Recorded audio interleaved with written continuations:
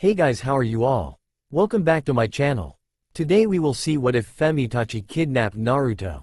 If you enjoy then please like, share and do comments. Team 7 were on their way back from their first mission since Tsunade had come to the village and been made Hokage. Kakashi was reading Icha as usual. Sakura was trying to get Sasuke to go out with her. He was refusing and remaining stoic.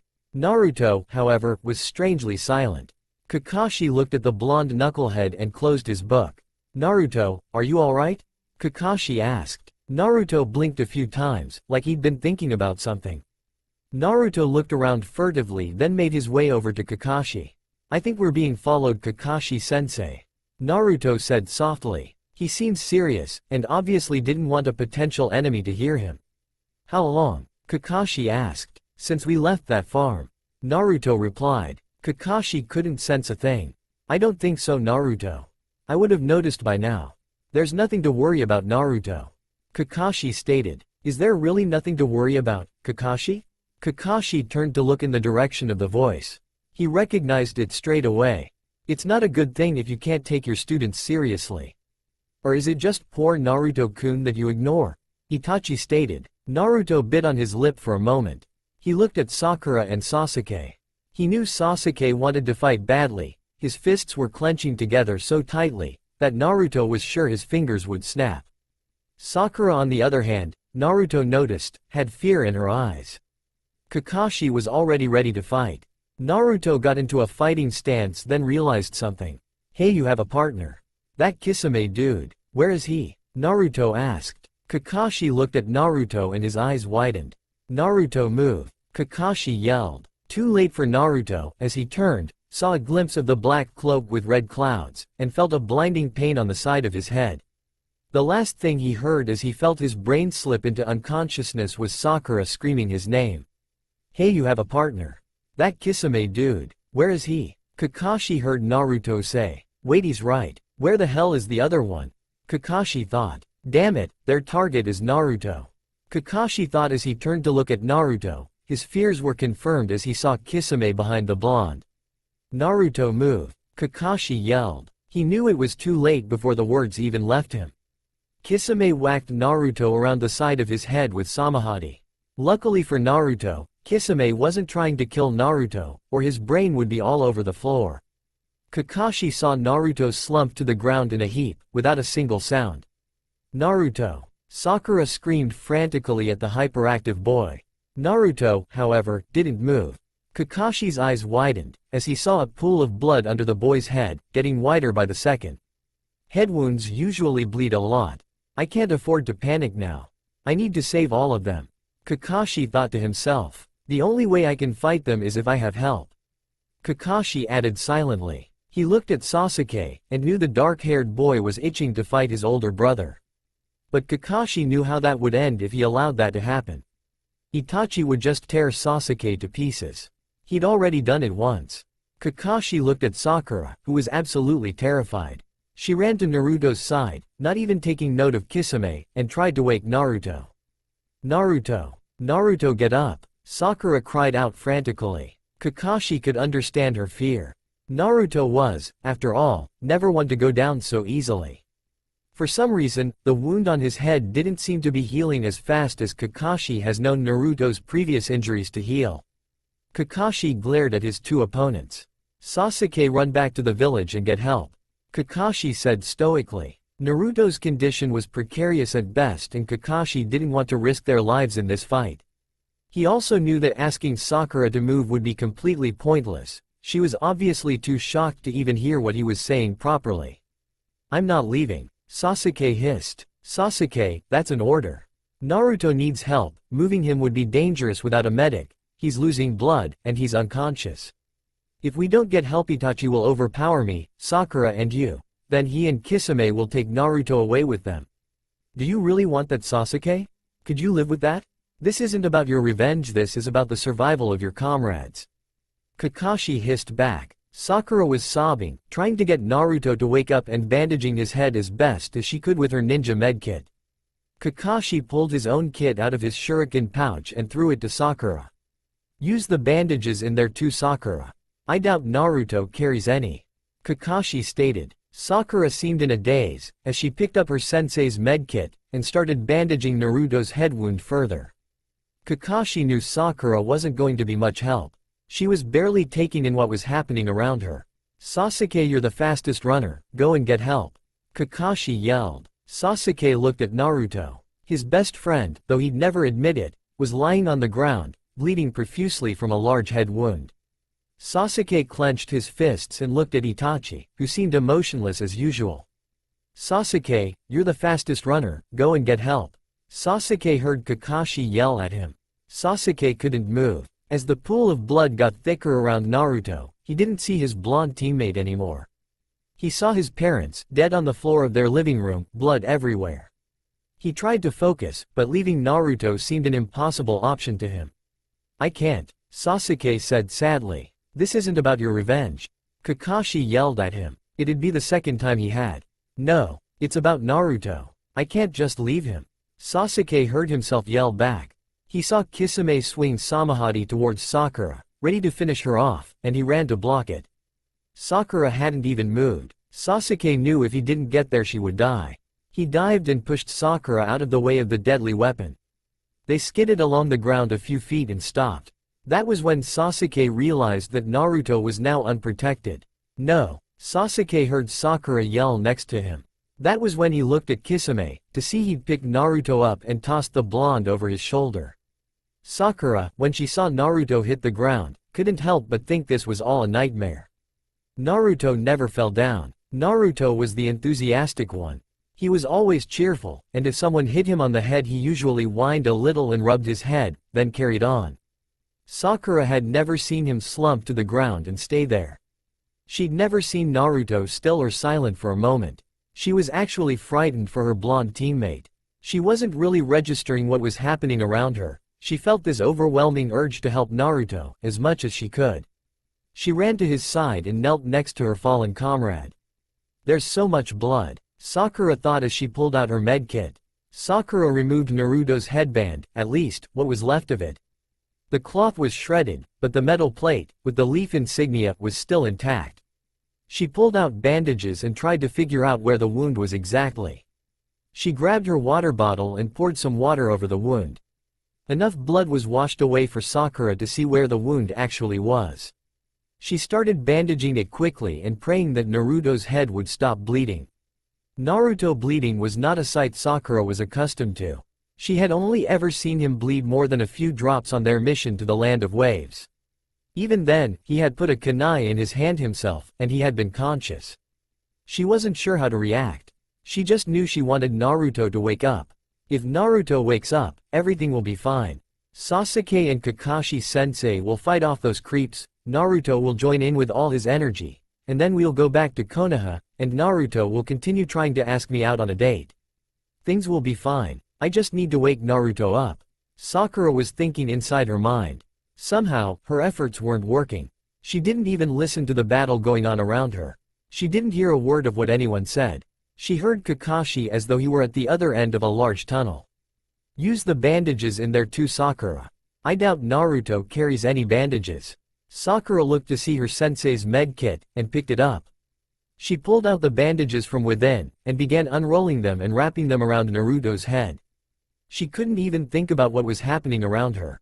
"Naruto, wake up. We need you to wake up, Naruto." Sakura sobbed. She didn't know when she'd started crying. She didn't really care. She heard the swish of something next to her, and she felt someone push her out of the way. She blinked, as though in a trance, and saw Sasuke above her. She sat up, along with Sasuke, and saw Kisame pick Naruto up. "No!" Sakura yelled. "Put him down, bastard." Sakura heard Sasuke hiss next to her. "Sorry kiddies, but we're going to be taking your little friend. Maybe your sensei should have listened to him when the kid told him you were being followed. You might not be so unprepared. You might have had a small chance," Kisame said. He chuckled darkly and Sasuke stood up, kunais at hand. "You're not taking him anywhere." Sakura heard Sasuke yell. "Why do you want to take Naruto away from us?" Sakura heard herself say. "It's not about you, kid. It's about the creature inside the brat. The nine-tailed fox sealed inside him when he was just a newborn," Kisame said. Itachi didn't look pleased when Kisame said this, but Sakura only barely registered that. What? Sakura asked. She was completely confused. Wasn't the nine-tailed fox killed by the Yondaime Hokage? She thought. She looked at the shark-like man with confusion all over her face. She looked at Sasuke to see the same look on his face also. I see no one told you Genin's the real story. Well, you can't kill demons. So your beloved Yondaime Hokage sealed the Kyuubi within a newborn infant. That infant was your comrade, Naruto Uzumaki, which is why he has value to our organization. Kisame said. Sakura glared at Kisame. She thought for a moment. It would explain a lot of things. Like the extra chakra that Naruto used in the Chunin exams against Neji, and even against Haku, in the Land of Waves. How Naruto usually healed so quickly. Sakura looked at Sasuke, then at her unconscious friend.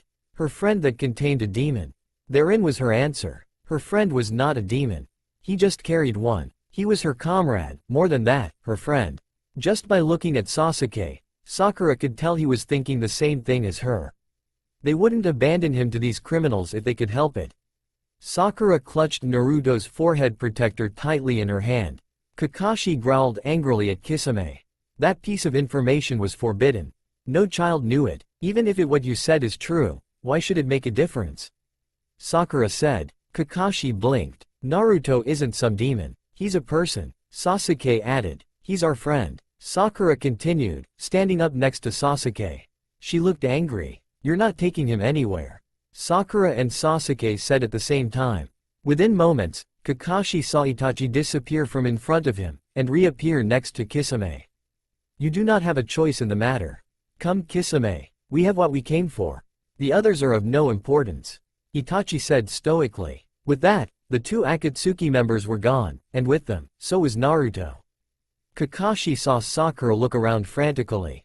Sasuke joined in, but Kakashi knew they wouldn't find anything. Kakashi felt like a failure. We need to report this to the Hokage. Kakashi said softly. We can't just run away and abandon Naruto. He's injured. Those creeps are going to end up killing him, Kakashi-sensei. Sakura yelled. Sakura, we're not going to be able to track Naruto down without help. You two are too young and inexperienced to be fighting S-class criminals. Kakashi stated. So you want us to leave? Naruto's too young to fight them too. So we should just abandon him? Sakura yelled. Kakashi felt his heart crack a little more at the tears he saw streaming down Sakura's face. Of course we're not abandoning Naruto. I want the two of you to go back to the village. I'm going to send one of my nin dogs with you. You'll tell Tsunade-sama what happened, and she will decide a team to follow after me. Kakashi said. What do you mean after you, sensei?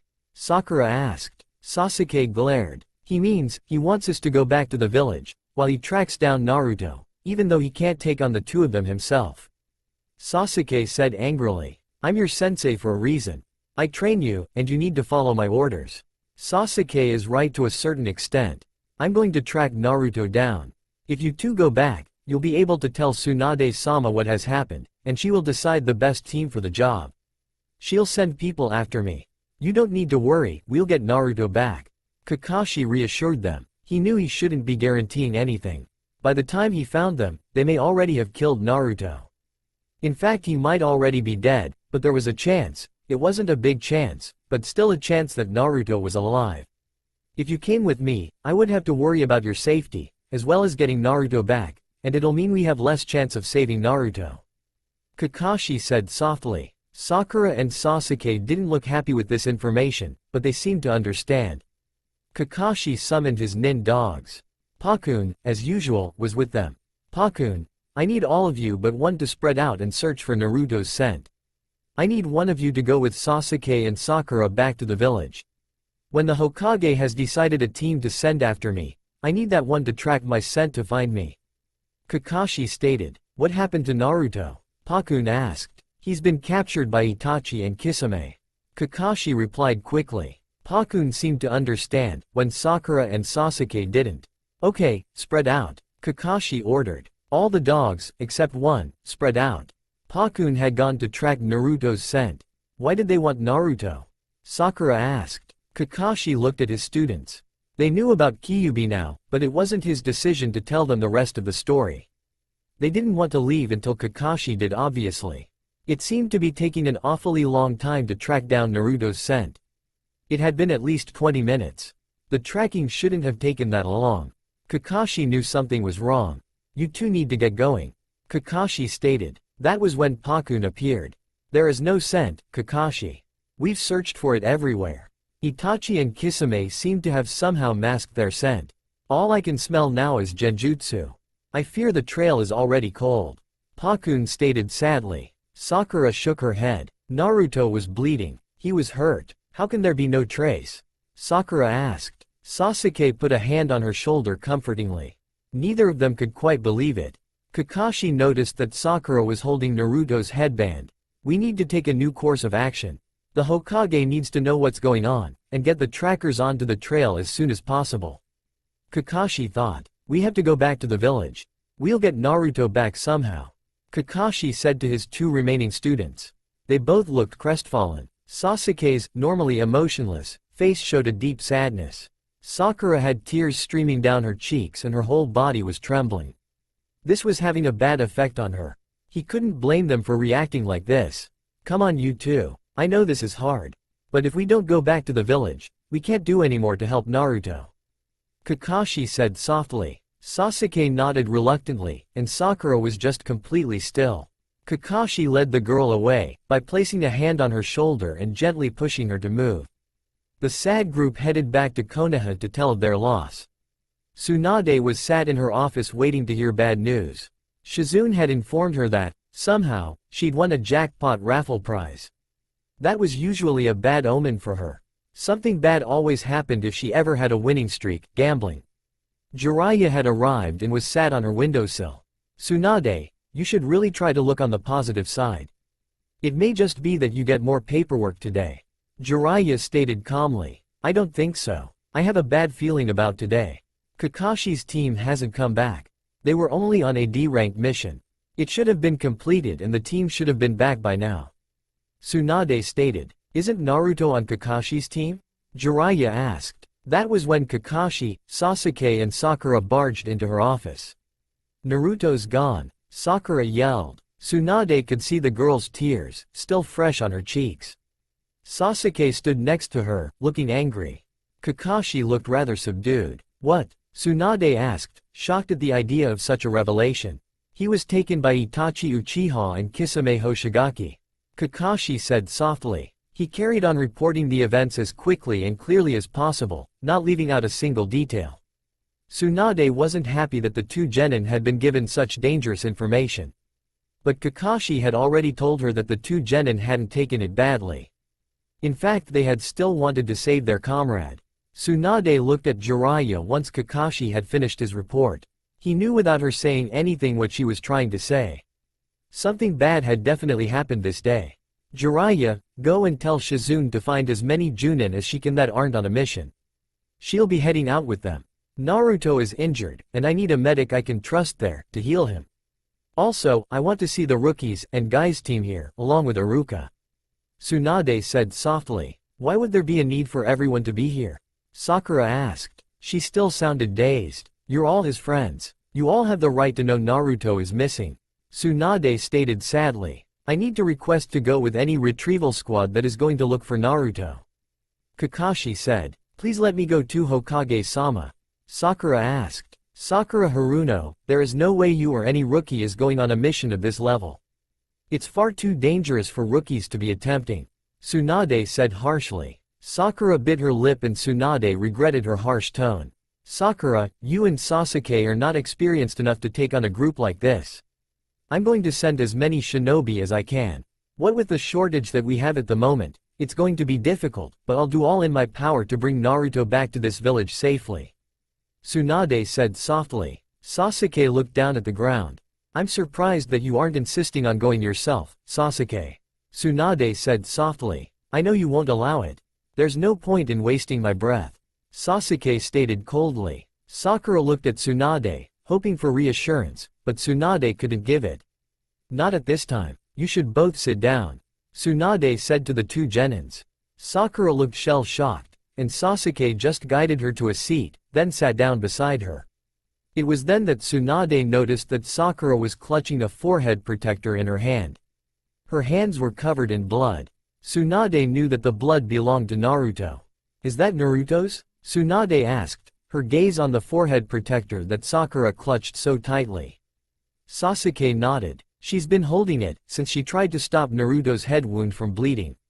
Sasuke replied. Kisame and Itachi had traveled as far as they could get without stopping to tend to Naruto's bleeding. After all, it wouldn't help them if he dropped dead before they got to their destination. Itachi had been getting rid of their trail since they had left, and knew no one was following them. Itachi was now sat in a cave, waiting for Naruto to wake up. His head wound had stopped bleeding. After a while it had anyway. They were near a small village called Kokuruko. Itachi had sent Kisame into the town to find some clothing for Naruto. When asked why, Itachi had simply stated that the orange jumpsuit stood out far too much. Kisame had shrugged and gone off to do as he was asked. None of this had really bothered Itachi. Using the boy to get what he needed wasn't something he was unaccustomed to. Naruto's quiet form was slightly unnerving. After all, if the boy died, he'd have to explain to their leader why the boy had died. Telling him that Kisame had whacked the brat too hard wouldn't really cut it as an explanation. After a few hours, Kisame came back with some clothing. An azure blue shirt that matched the boy's eyes, black pants, and ninja sandals, and a black jacket. The brat awake yet? Kisame asked. Before Itachi could answer, they heard a groan. Great, he's gonna start being annoying now. He probably won't change into the damn clothing just to be difficult. Kisame hissed. They watched as Naruto sat up. He looked disorientated, and his eyes were struggling to focus. After a few moments this changed, and Naruto was staring at them in complete and utter confusion. Who are you guys? Naruto asked quietly. He looked frightened and confused. Itachi smirked, as he assessed the situation in a mere moment. Well, I'm your older brother Itachi. We were quite worried about you. Itachi said. His voice sounded almost kind, and Naruto cocked his head to the side as he stared at Itachi. If we're brothers, why don't we look the same? Naruto asked. You look like your father. Itachi replied. Don't we have the same father if we're brothers? Naruto asked. No, Itachi replied. Naruto looked confused. It seems that the blow to the head you got from those Konoha ninja has given you amnesia. Do you remember anything at all? Itachi asked. I remember a girl calling me even if I couldn't hear what she was saying. I remember pink and black and silver. I'm not sure about anything else. Naruto replied. How do you know she was calling you? Itachi asked. I don't know for sure. It's just a feeling I have. I wish I remembered my own name. Naruto seemed even more confused. Your name is Kato. Don't worry. Here, put some fresh clothes on. There's a stream outside where you can wash. You need to hurry up, we're going to be late. Itachi said. Again, the hint of kindness came through in his voice. Naruto looked at his own clothing. What's wrong with what I'm wearing? Naruto asked. It is a prison uniform, Kato. You don't want to be seen in it, or everyone will know where we just came from when we walk along the streets. Itachi stated. Naruto blinked. Plus there's blood all over it. Itachi added. Naruto then noticed the blood all over the jacket. Why is there blood all over me? Naruto asked. It's your blood, Kato-kun. After those Konoha ninja attacked, you took a bad blow to the head. The wound only stopped bleeding an hour ago. Itachi answered. Naruto blinked and walked out of the cave to the stream where he could wash. Are you sure this is a wise idea, Itachi? Kisame asked worriedly. Of course. He can't remember who he is. We can train him into the perfect weapon. A weapon that hates Konoha. If he thinks he'll be in danger if he goes there, he'll never attempt to go. If he never goes, he is unlikely to meet anyone he knew before. He's a blank slate at the moment, Kisame. Think of the things the brat can be taught. After all, if I can keep him under control, there will not be a problem. If I lose control of him, I'm sure Leader Sama will either take control himself, or we'll just perform the extraction, and Naruto will be dead. Either way is a win-win situation. Itachi stated. Kisame nodded. I still have a bad feeling that this is going to come back and bite us in the ass. Literally. Kisame stated. Just make sure you send a message to the Akatsuki base, letting them know what the situation is. Tell them I've given Naruto the name Kato. We don't want him suspecting anything. Once he's at the base, he won't be found by any Konoha ninja. After all, Imikagore is not somewhere Konoha ninjas enter. Itachi said softly. At that moment, Naruto walked back into the cave. His blonde, spiky, hair was all over the place, as usual. The new clothing seemed to suit him. There were two things Itachi noticed. One was that Naruto's leaf headband was missing. That didn't surprise him. After the whack Kisame had given Naruto, he was surprised the boy's head hadn't been cracked open. Secondly, he noticed a necklace around Naruto's neck. Naruto seemed to notice Itachi staring at it. I was wondering if you could tell me where I got it from, Aniki. After all, you're my brother. Naruto stated happily. How do you think you got it, Kato? Itachi asked. Naruto seemed to ponder it for a moment. I think I got it from someone important. I also think it's important to me. I don't want to take it off. Was it from my father? Naruto asked. Yes, that's exactly who it was from. Itachi replied. Naruto grinned happily. Okay, where are we heading? Naruto stated. We're heading towards Amikagore. Don't worry too much though, Ototo, I'll be sure to look after you. Don't wander off from me. That's how you got captured and attacked by those evil Konoha ninja before. Itachi stated. Naruto nodded vigorously and walked outside the cave. Where did you leave those clothes? Itachi asked. Under a bush near the stream. They're useless, aren't they? There's no point in keeping them.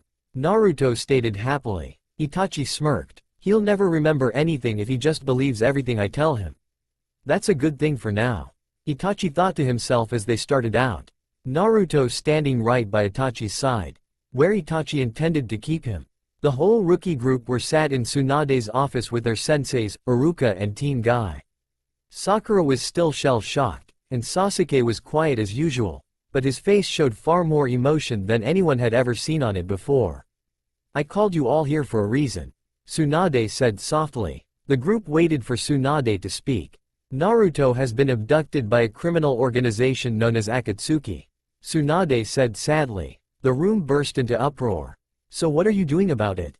Kiba yelled. Akamaru yipped on top of his head. Yahokage-sama, aren't you sending someone after them? Ino added. This is troublesome. I'll go. Shikamaru stated idly. Yosh, as will I. Lee yelled. Hinata was silent and Neji had wrapped an arm around her shoulder loosely. We're already organizing a search team, Tsunade said. Who's on it? You need a good tracker. Akamaru and I can do that, Kiba insisted. Or if you think Kiba is too young, his sister Hana is an excellent tracker. Shino stated. Kiba nodded in agreement. How did it happen? Iruka asked softly. He looked at Kakashi angrily, and Kakashi looked down at the ground, shamefaced. The other senseis were trying to calm their students. Tsunade looked at the group, and got ready to speak, but there was a knock on the door. Shizune came in with Homura and Kaharu, who looked serious. We need to speak to you about Naruto Uzumaki, Kaharu said. Say what you're going to say. Tsunade replied. In private, Homura hissed. If you have something to say about the boy, you can say it in front of his friends and comrades. Tsunade replied. There will be no search, Kaharu stated. The whole room stared at the older members of the council. What do you mean, no search? Naruto is a Konoha shinobi. He's been abducted. There's always a search for a missing shinobi, abducted in the line of duty. Tsunade hissed. We're not risking the lives of other shinobi to bring back one genin. It's not a risk the council wishes to take. We haven't the manpower since the Otto invasion, and one genin isn't worth a rescue team. Homura stated. Everyone was silent for a moment, before the least expected person started yelling. How can you say it's not worth it? Hinata yelled. If it was anyone else but Naruto you'd be looking. Sakura said softly. What are you talking about, girl? Kaharu hissed. What she means is that if it was me who got abducted by Akatsuki, you'd send the whole village out for me. But because it's just Naruto, to you, you don't care, because he's the container for Kyuubi. Sasuke stated. The whole room was filled with gasps. The students, at hearing this information, were shocked because they'd never been privy to it. The senseis and Iruka were shocked that Sasuke knew about such a thing. The council members were shocked that Sasuke would dare to speak about it in front of them. Tsunade, Sakura and Kakashi were the only silent ones. Tsunade sighed, and without waiting for the council members to get over their shock, she explained the truth surrounding the attack of the Kyuubi to these rookie students. This seemed to make their outrage even worse. How can you not save a hero of this village? Shino asked. He's done this village a favor for years and you treat him like he's worthless? Kiba asked. Hinata just sobbed into Neji's shirt. Various questions, alike to Shino and Kiba's, shot all over the office. It has already been put to popular vote. The council has decided that by now Naruto Uzumaki is probably dead. Akatsuki wished to extract the demon from the boy's body. The chances he'd survive are less than zero. There is no point sending a team, simply to retrieve a body. Kaharu said. The group of students glared fiercely. Tsunade sighed deeply. It seems the younger generation have a lot more brains than the older generation. Tsunade thought to herself, if it was me, would you send a team out? Sasuke hissed. You're an Uchiha, Sasuke. Your bloodline getting into the hands of another village is not something we can risk. Homura said. That made the students glare more. Sakura stood up next to Sasuke and added her own glare to everyone else's.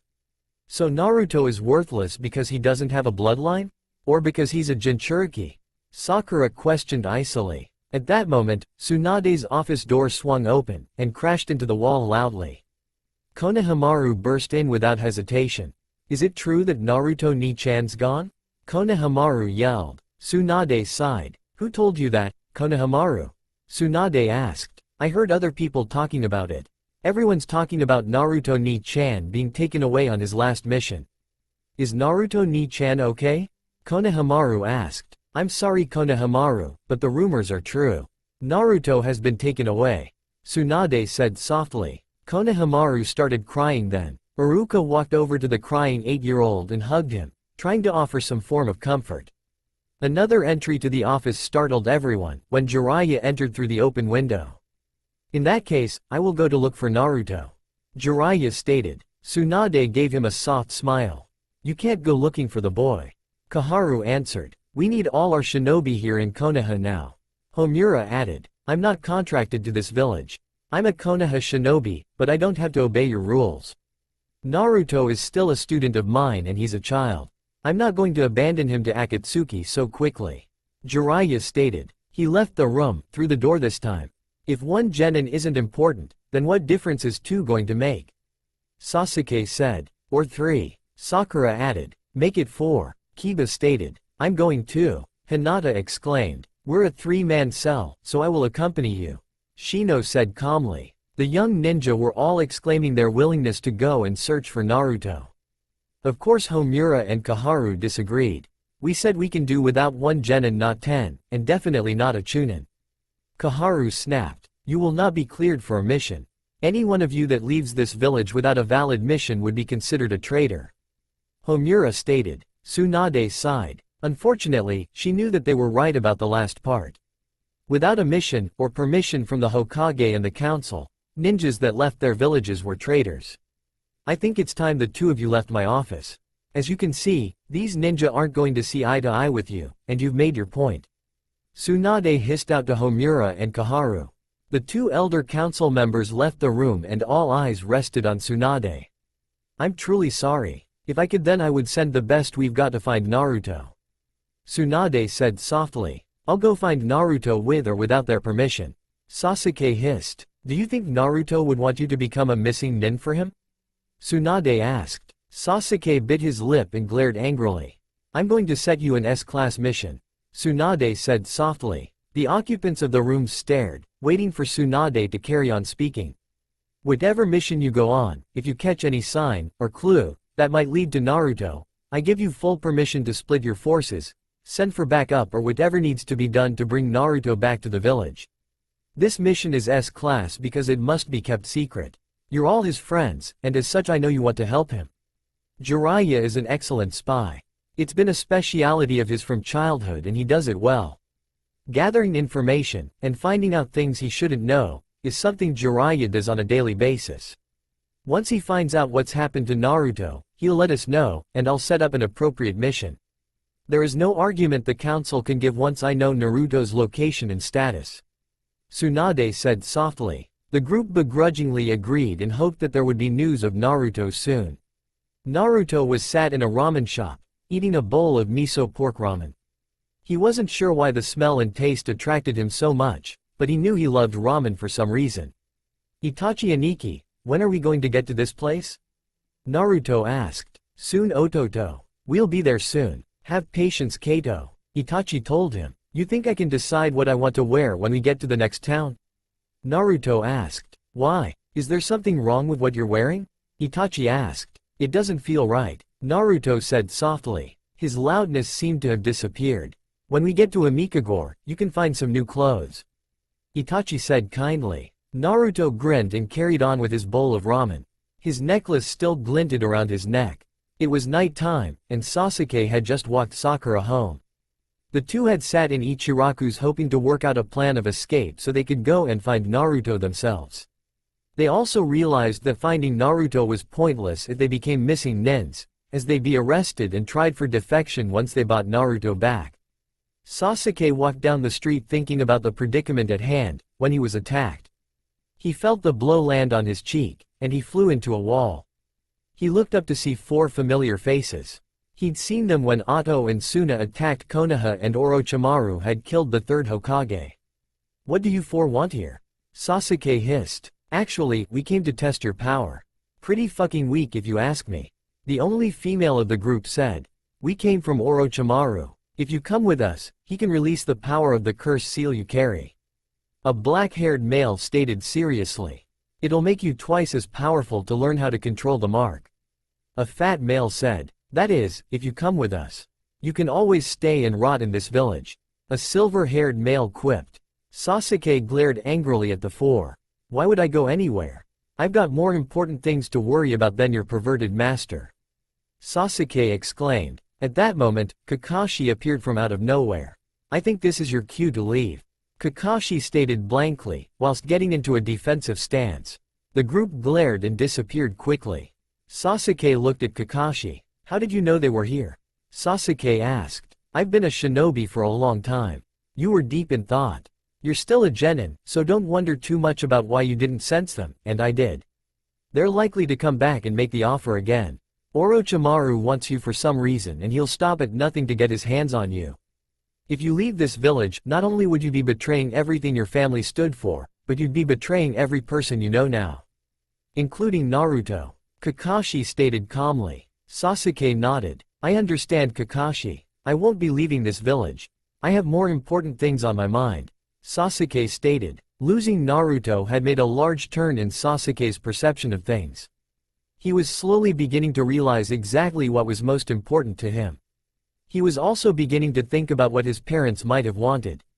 He also thought about how Naruto had managed to survive, all alone, for all these years, with everyone looking down on him. Sasuke had barely handled being alone. That was with everyone practically worshipping the ground he walked on.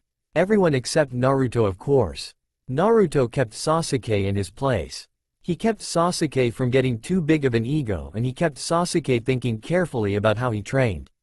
Naruto had always pushed Sasuke to be his best and Sasuke had definitely risen to the occasion. Now it was Sasuke's turn to help Naruto. He decided he wouldn't fail. Sakura was sat in her bedroom, looking at the framed picture she had of Team 7. She felt tears fall down her cheeks. She heard a knock on her door. Come in, Sakura called, as she wiped the tears from her face. Her mother and father entered. We heard that your teammate was abducted on your mission today. Her mother said softly. Sakura nodded. Which one? Her father asked. Naruto. Sakura answered. Thank God it wasn't Sasuke Uchiha. We can all do without that brat, but the last Uchiha? Well, you'll get a new teammate assigned to you soon. Her father stated. Sakura felt disgusted. How can you say that? I don't want a replacement teammate. I want Naruto back, Sakura exclaimed loudly. Her father glared at her angrily. If you knew what he was you wouldn't say that. Her father hissed. If you're talking about him being a Jinchuriki, I do know about that and I'm not too narrow-minded to care. He's my friend, my teammate. He's not a demon, he's just a container. I'm going to do whatever I can to get him back to the village safely. Sakura yelled. Her father looked at her with fury, while her mother looked worried. Get out, Sakura. Until you're ready to apologize, you're not welcome back here. Her father said angrily. Sakura glared and stood up from her bed. Fine, if that's the way you want it, father. Sakura said. She grabbed a duffel bag and started packing her things. Her father just glared at her angrily and her mother just looked on silently, a pleading look in her eyes, as Sakura threw clothing, ninja gear, books and scrolls into her bag. She picked up a teddy that was on her bed, given to her by Ino, and the last thing she picked up was the framed picture of Team 7. She wrapped it up in a jumper before placing it into her bag, and then zipped it up. She walked past her parents and down the stairs, and they followed her. She opened the door and looked at them, standing on the top of the stairs. If you hate Naruto so much that you're willing to kick me out over it, then I'm better off leaving. Until you're willing to admit you were wrong, I won't come back here. Sakura stated. You'll be the one apologizing, young lady. Her father stated loudly. Sakura sighed and closed the door behind her. She started walking, not sure where she would go now, but knowing she couldn't go back on her word. She wouldn't go back and pretend she hated Naruto, and she wouldn't go back and apologize to her parents for defending him. She was alone for now. Itachi and Kisame arrived back at the Akatsuki base with Naruto that evening. It was a lot sooner than planned, and Naruto had been quite helpful. Remember to be polite to Leader Sama Kato, Itachi said sternly. Naruto nodded vigorously. They walked into the hidden base, and they bumped into Konan immediately. Hello Itachi, Kisame, Kato-kun, Konan said. Kindness seeped into her tone when talking to Naruto. Leader Sama wants to see the two of you. Kato, come with me, I'll show you to your room. Konan said. Naruto looked at Itachi wondering if he should listen or not. Itachi nodded, so Naruto walked along with Konan. Kato, do you remember anything at all? Konan asked. No. Itachi Aniki says it's because Konoha Ninja whacked me over the head pretty hard. I remember a girl calling me. I think she was calling me. I couldn't hear what she was saying. I remember some colors too. Silver, blue and pink. Aniki says the necklace I've got came from my father. Did you know my father Ne-chan? Naruto asked. Konan smiled at the boy. No, I didn't know your father Kato-kun. My name is Konan. You don't have to call me Ne-chan. Konan said kindly. Okay Konan Ne-chan. Hey Aniki said I could get some new clothes when we got here. Naruto stated happily. What's wrong with what you're wearing? Konan asked. It just doesn't feel right. Naruto said softly. That was when Konan opened a door. Naruto peered inside the room, revealed to him to see that the room was rather bare and sparsely furnished. There was a desk and chair, a dresser, a wardrobe and a bed. The bed had fresh covers on it, and the desk had a small plain lamp sitting on it. Naruto blinked and looked at the room in wonder. How comes it's so empty? Naruto asked. We move from place to place. We've never accumulated many possessions. Konan replied. Naruto blinked and shrugged. Naruto walked around the medium-sized room and looked back at Konan. You have your own bathroom through the door next to the dresser. Get some rest. You must have had a long journey. Don't wander off until Itachi, Kisame or I come to take you anywhere. Konan said. Naruto smiled as he took notice of the door. Thanks Konan Ne-chan, Naruto stated happily. Konan made to leave, but just as she reached the door, she turned back to look at Naruto. Welcome home Kato-kun, Konan said softly. The grin she saw on the boy's face was so wide, she thought it might split his cheeks. Thanks Konan Ne-chan, you're real nice to me. Even if I am being a pain.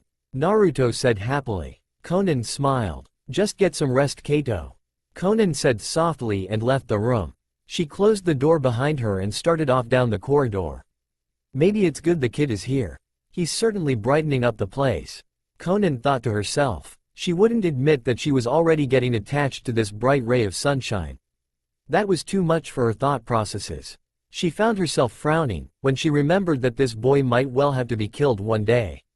She shook her head silently and carried on walking through the base, trying not to allow her thoughts to wander down such a dark path. That evening, Kakashi had walked Sasuke back to his own small apartment before he would let Sasuke go home. He wanted to check the boy over and make sure he hadn't been damaged. A knock on the door interrupted the two males. Kakashi opened it to see Sakura standing there. There were tears streaming down her cheeks as she threw herself into her sensei's arms. Kakashi-sensei, my parents, Naruto, so awful, couldn't stay. Threw me out, hate him, couldn't, won't apologize, defending Naruto. Sakura managed to sob out brokenly. Kakashi hugged the crying girl. He didn't need to guess as to what had happened. Her sobbing, her choked-out words, and her bag of possessions showed that obviously, Sakura's parents thought as much of Naruto as most villagers did. Kakashi gently led the girl into the apartment and sat her down on the bed. Sasuke stared at the crying girl. He sat next to her and managed to coax the story from her slowly. Of course, Kakashi found out his suspicions were right, and cursed the ignorance of the village. Sasuke looked as furious as Kakashi felt. Sakura, you won't be alone, you can stay here. We'll go and see Tsunade in the morning and discuss everything. It will work out fine, Sakura. Kakashi said kindly. She can stay at mine if she wants. Sasuke said softly. Kakashi stared at Sasuke. Are you sure about that? Kakashi asked. Sasuke nodded. I already lost one teammate today. I'm not losing another one. Sasuke replied. Sakura nodded. I don't want to take all of your space, Kakashi-sensei, so I'll stay with Sasuke. Sakura said softly. Kakashi shook his head and smiled at the pair. It seemed they had learned a lot about what it meant to be a team since their blonde teammate had been taken from them. Now all they needed was to get Naruto back. Then everything would be fine. Itachi and Kisame were sat in the meeting room with their leader, Pain. Let me get this straight. Pain said sarcastically. Kisame whacked the brat over the head so hard he could have killed him, but it has resulted in luck for us, as the boy now has no memories, and believes he is Itachi's little brother? Pain quipped. Yes, Leader Sama, Itachi replied. Pain shrugged. It went well this time. He can be trained individually by all of us. I'm not saying the brat is going to become some sort of prodigy, but he'll definitely be strong. What does he think his name is again? Pain asked. Kato, Leader Sama, Itachi verified. Pain nodded. Next time, Kisame, think about what you're doing. It was pure luck you didn't kill the brat in the first place. Pain hissed. Kisame nodded in understanding. Let the boy sleep for now. Tomorrow he will train with Akatsuki. Pain ended the conversation. The other two just nodded their understanding. The next morning, Kakashi and Sasuke walked with Sakura to see Tsunade. Sakura bit her lip worriedly. She felt a squeeze on her shoulder from Kakashi and she gave him a half-hearted smile. It'll be alright, Sakura. Tsunade-sama will make sure of it. Kakashi said kindly. Sakura nodded. Sasuke? Sakura asked her stoic teammate. Yeah? Sasuke replied. Do you think, when Naruto comes back? Sakura trailed off. When he comes back, I'm going to ask him to come and stay with us. Sasuke stated boldly. Kakashi smiled at his two students. They were planning for Naruto's return.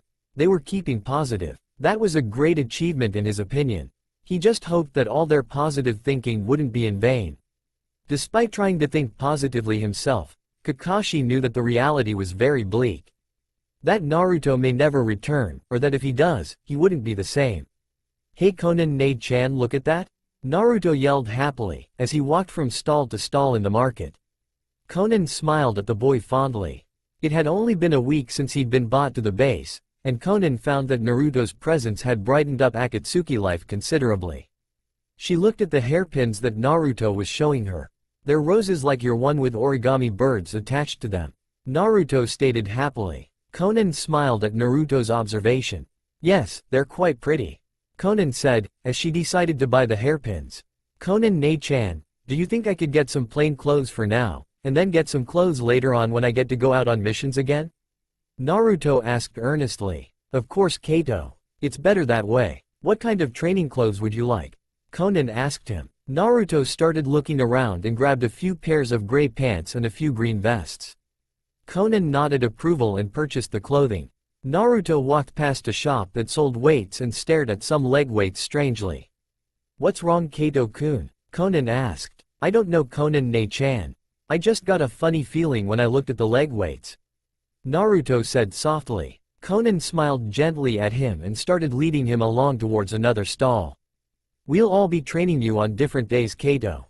Is there something that interests you? Konan asked. I want to learn how to use a sword.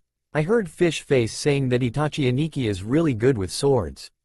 Naruto exclaimed loudly. Konan smiled broadly at Naruto's enthusiasm. I'm sure you'll learn all that from one of us.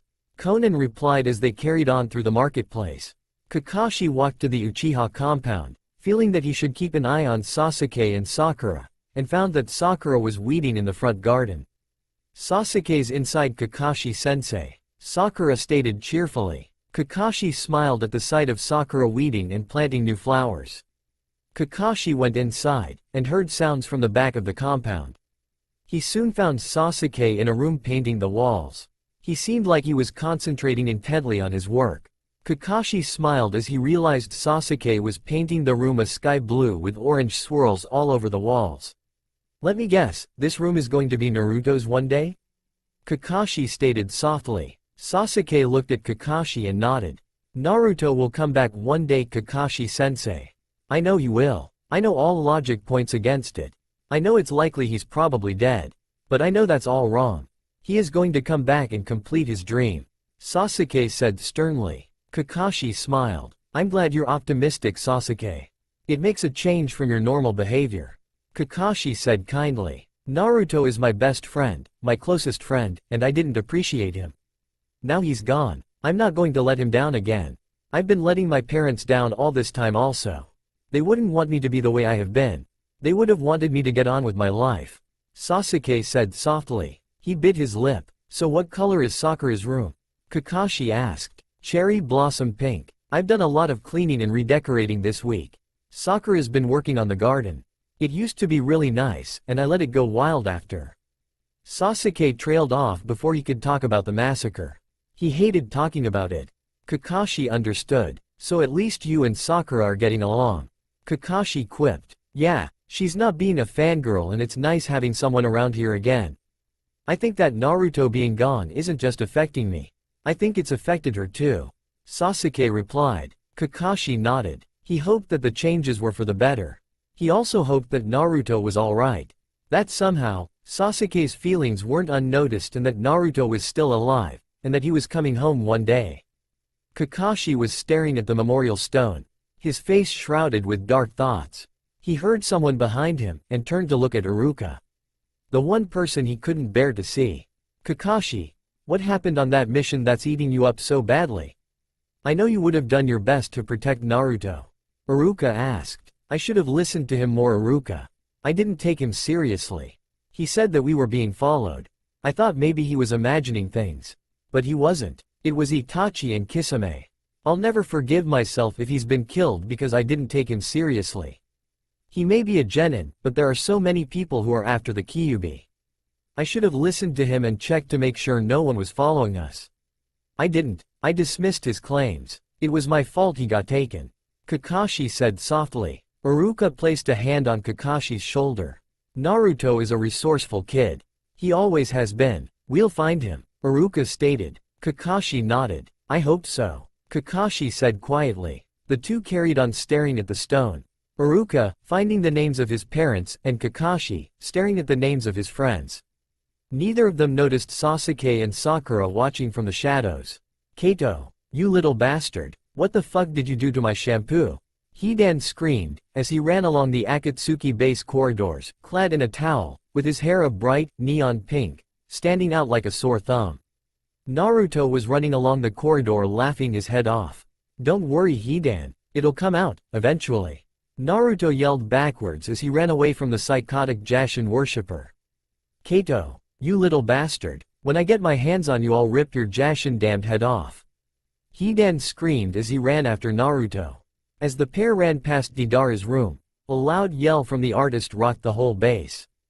Kato, where's my clay, you little shit? It had been 2 years, and since Naruto had gone missing, quite a bit in Konoha had changed. Sasuke and Sakura lived together. They were just friends, however. Neither of them felt a need to change the relationship they had. Their teamwork was practically flawless. Kakashi was still their leader, even though they had become Chunin. They had had another person put on their team as a replacement for Naruto. Sasuke and Sakura immediately hated him, of course, just because he was placed there to replace Naruto. The teen in question, Sai, seemed to have no emotions, and didn't care too much about why he was there, except that those were his orders from Danzo. Sakura had studied with Tsunade and become a medical specialist, hoping she could one day use her skills to help Naruto. Sasuke had studied hard under Kakashi and learned more techniques than he could ever imagine learning from Orochimaru. More than a few of Oto's finest had tried to convince Sasuke to leave his village to join Orochimaru, several times since that particular night 2 years ago.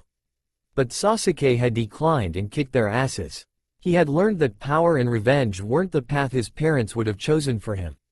While he still wanted to defeat his brother, he was learning he needed to bide his time and wait for the right opportunity to present itself to him. He started to train with Sakura once a week, both of them hoping to point out any weak points to work on, and both of them hoping they would be strong enough to get Naruto back home. They believed he was still alive, no matter what. Both had promised each other, and themselves, that they wouldn't give up until they saw a body or Naruto himself. Kakashi also searched as hard as anyone else. His feelings of guilt over Naruto's abduction hadn't stopped since the day the boy had been taken. In fact, the feelings of guilt had become worse. He had made the same vow along with Sasuke and Sakura, even though he didn't know it. There had been no sight or sound of Naruto since his abduction. For some reason, a new assassin, known as Kato the Nameless, had appeared suddenly, just over a year ago. He seemed to be a mercenary whose face was never seen. For this reason, Sasuke, Sakura, Sai and Kakashi were working with Hinata, Ino and Neji on their mission today. They were supposed to be guarding a diplomat from Hoshigakure back to Konoha. As it was, the group felt oddly nervous that this new assassin might attack at any moment. Diplomats and various other officials had been killed already by Kato the Nameless. If this diplomat was killed, they'd be in trouble, as the alliance with Hoshigakure was very hard to broker. The fact that 2 Hoshigakure shinobi were with them didn't help ease the edge that had settled over them. Naruto had become a different person over the last 2 years. Constant training and studying had been his companion and the Akatsuki had been his trainers. He'd become a master of the silent kill, like the former Mist Nin Zabuza, and he'd learned to track better than an Inuzuka.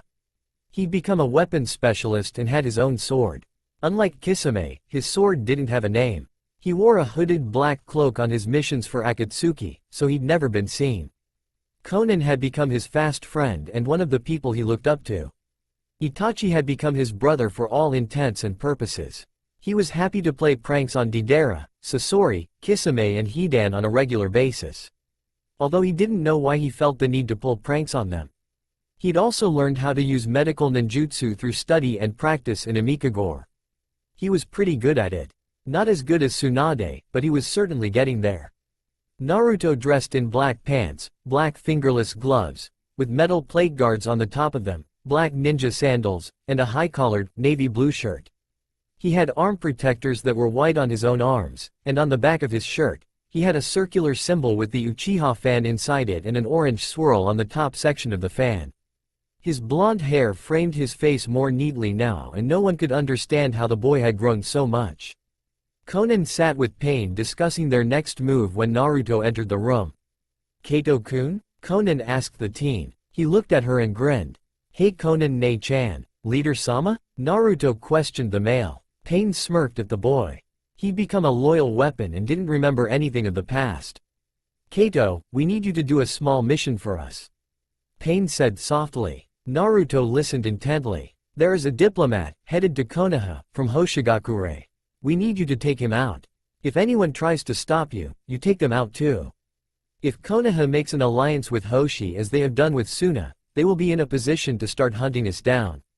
This can't be allowed to happen," Pain stated seriously. Naruto nodded. "I understand Leader-sama. I'll take care of it. Is anyone assigned to come with me?"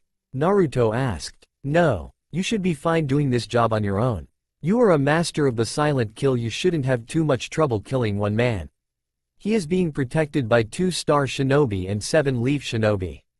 I'm sure you can bypass them," Pain replied. Naruto nodded and went to leave the room.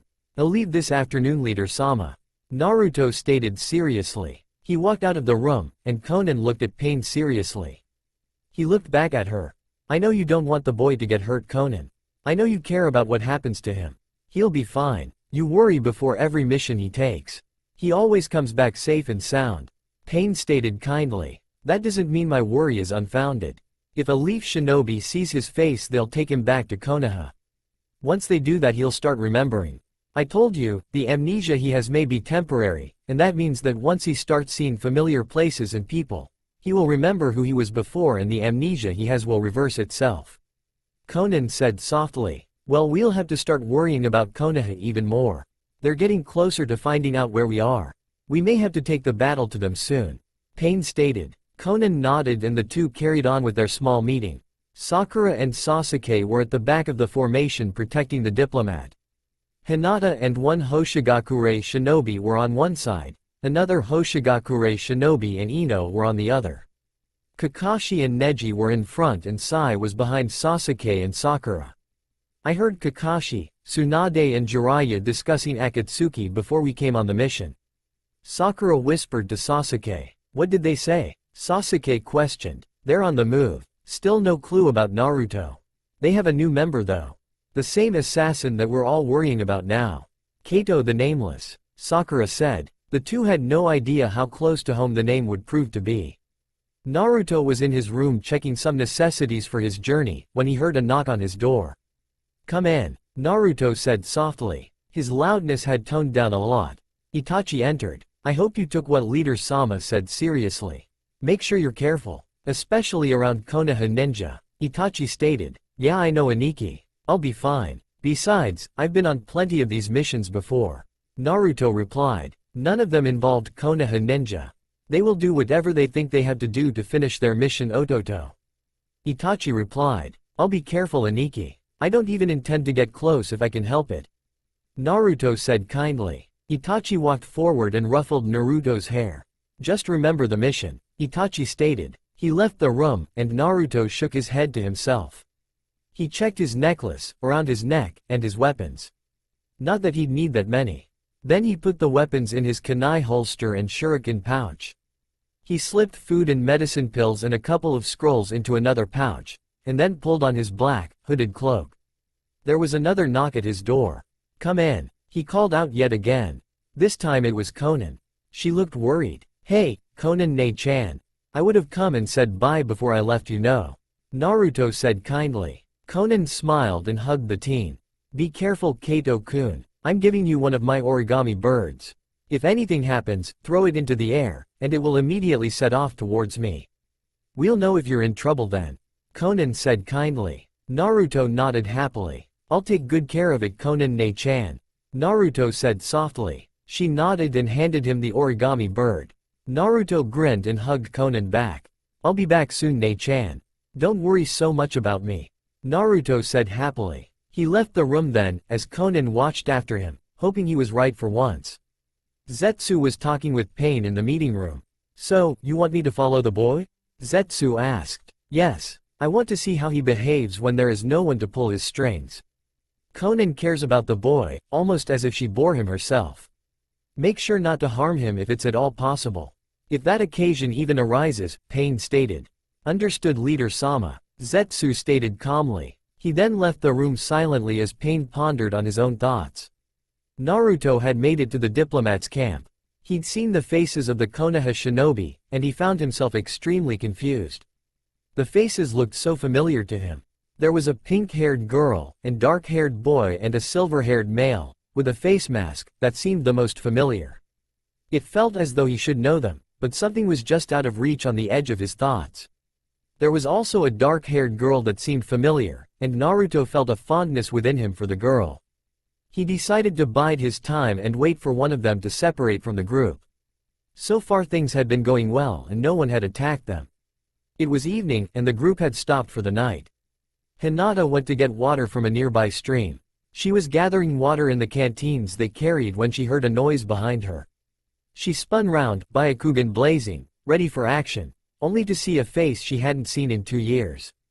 Her eyes went wide. Naruto? She questioned in shock, before she went red and fainted. Naruto knelt down next to the fallen girl. He had had plenty of opportunities to kill the Hoshigakure diplomat, but he hadn't done so yet. He still had many questions to ask. He'd waited for one of them to separate from the group for a while. As soon as the girl had left the group, he'd approached her. But she'd called him Naruto. And then she'd fainted? He was more confused than ever. As he knelt next to the girl he'd also had a flash of memory. Something he hadn't known for 2 years. Naruto was standing in a field, with 3 tree stumps set in the ground, in a row, and he was looking around. He heard a noise and looked behind him, to see the same dark-haired girl, dressed in a blue, long-sleeved t-shirt. Her hair much shorter, but Naruto knew it was the same girl. Hey Hinata, he heard himself say cheerfully. Hi Naruto-kun, what are you doing here? Aren't you supposed to be at the arena? Hinata asked. Yeah, this was my old training ground. I just decided to look around it again and remember how far I've come. Naruto said cheerily. Oh, Hinata replied. Her cheeks were still red. You know Hinata, when I met you I thought you were really weird. But I've come to realize something. Naruto said. Hinata looked at him intently, cheeks still bright red. I like weird people like you. Naruto said happily. Come and watch me wipe the floor with Neji in my match Hinata, right? He called over his shoulder as he ran off. He saw the dark-haired Hinata nod slightly as he left. Naruto looked at the girl. Hinata. How do I know you? Naruto thought to himself. He cupped some water from the stream and dripped it onto Hinata's face. Hinata stirred and looked at Naruto as though he were a ghost. Naruto? She asked. My name's Kato. Naruto replied. Do you know who I am? She asked. Your name is Hinata, I think. I had a flash of memory when I saw you. I haven't had that in years. You were talking to me in a training ground. I said I liked weird people like you. Naruto trailed off. If you know who I am, then how can you not know your own name? Hinata asked softly. She concentrated hard so that she wouldn't stutter. I do know my name. Itachi Aniki told me my name. It's Kato. Naruto replied. Itachi Uchiha? Hinata asked. Yeah, Naruto said. He saw the headband around her neck. The symbol of Konoha displayed proudly. He stood up warily. What's wrong? Hinata asked. She didn't want to lose Naruto again. Even if he had no full memories, he was still Naruto. You're a Konoha ninja. They tried to kill me 2 years ago, that's how I lost my memories. I was told to stay away from Konoha. Naruto said. His voice showed only a tinge of fear. Hinata stared at him incredulously. Naruto? Hinata tried to say the right thing. Stop calling me that. It's not my name. Naruto yelled at her, effectively cutting her off. It is your name. Hinata yelled back. Naruto is your name. You're a ninja of Konoha. You love ramen and wearing orange jumpsuits. You wanted to be Hokage one day. That was your dream. You inspired me to keep fighting even when things were at their darkest. Why would I call you anything else? Hinata yelled back. Why would my own brother lie to me? Naruto yelled. Because he isn't your brother Naruto. Itachi Uchiha is an S-class criminal. You were on a team with his little brother. Sasuke. Do you remember him and Sakura-chan? Hinata exclaimed. The words Sakura-chan clicked in his mind to form another flashback. He was standing in a forest. A boy wearing the same styled top he wore now, was standing to his left. A pink-haired girl was standing to his right. He was wearing an orange jumpsuit exactly like the one he'd been wearing 2 years ago, when he woke up with Itachi Aniki. He was trying to run up a tree without hands. It was a simple chakra exercise that he knew off by heart now, but he didn't seem able to do it.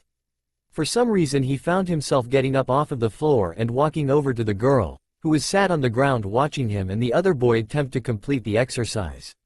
He bent down and started whispering to her. Sakura-chan, you're really good at this. Can you give me some advice? Please? And please don't tell Sasuke I asked. Naruto whispered to the pink-haired female. She smiled at him and began speaking. He felt like things were clicking when he didn't want them to. The orange jumpsuit I was wearing when I woke up that day. Could it be that it was what I was recognizable in?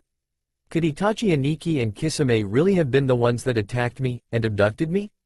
Could they have been the ones that smacked me over the head and caused me to lose my memories? Naruto thought to himself. Naruto was so confused. Nothing seemed to make sense, and yet everything did at the same time.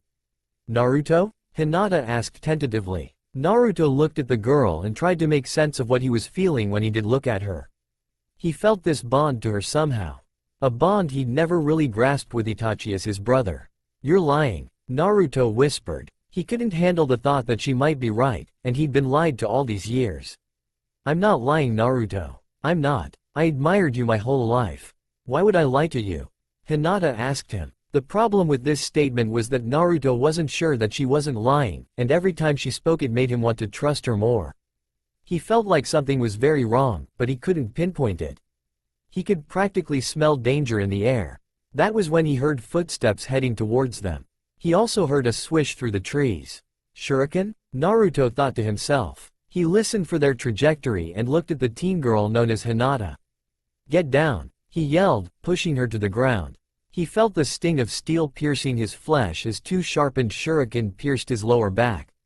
He hissed as he sat up. He looked to see Zetsu watching him. What the hell are you doing, Zetsu?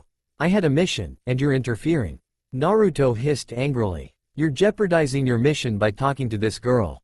She is a Konoha kunoichi. She is dangerous to you.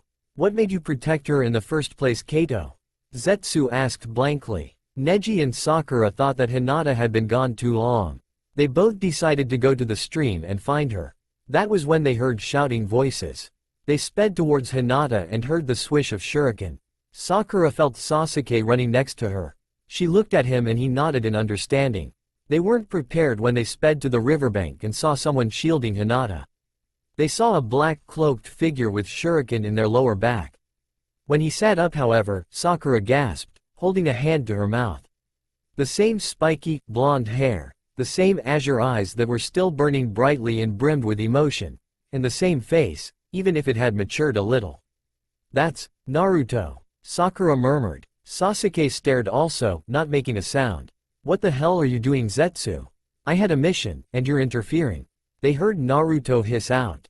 He's with Akatsuki? Sasuke said. His voice conveyed shock. You're jeopardizing your mission by talking to this girl. She is a Konoha kunoichi. She is dangerous to you. What made you protect her in the first place, Kato? They heard Zetsu ask. What the hell? Why are you calling him that? Sasuke exclaimed out loud. Zetsu, Hinata and Naruto all turned to look at Sasuke. Naruto got up and helped Hinata up. Are you alright? They heard Naruto ask her. She nodded. Then they saw him pull the shuriken out of his back, wincing as he did so. What I do or don't do isn't any of your business, Zetsu. What the hell are you following me for? Naruto asked. Leader Sama told me to follow you, Kato. It appears you're not as loyal as you should be. Zetsu said blankly. Your brother would be disappointed.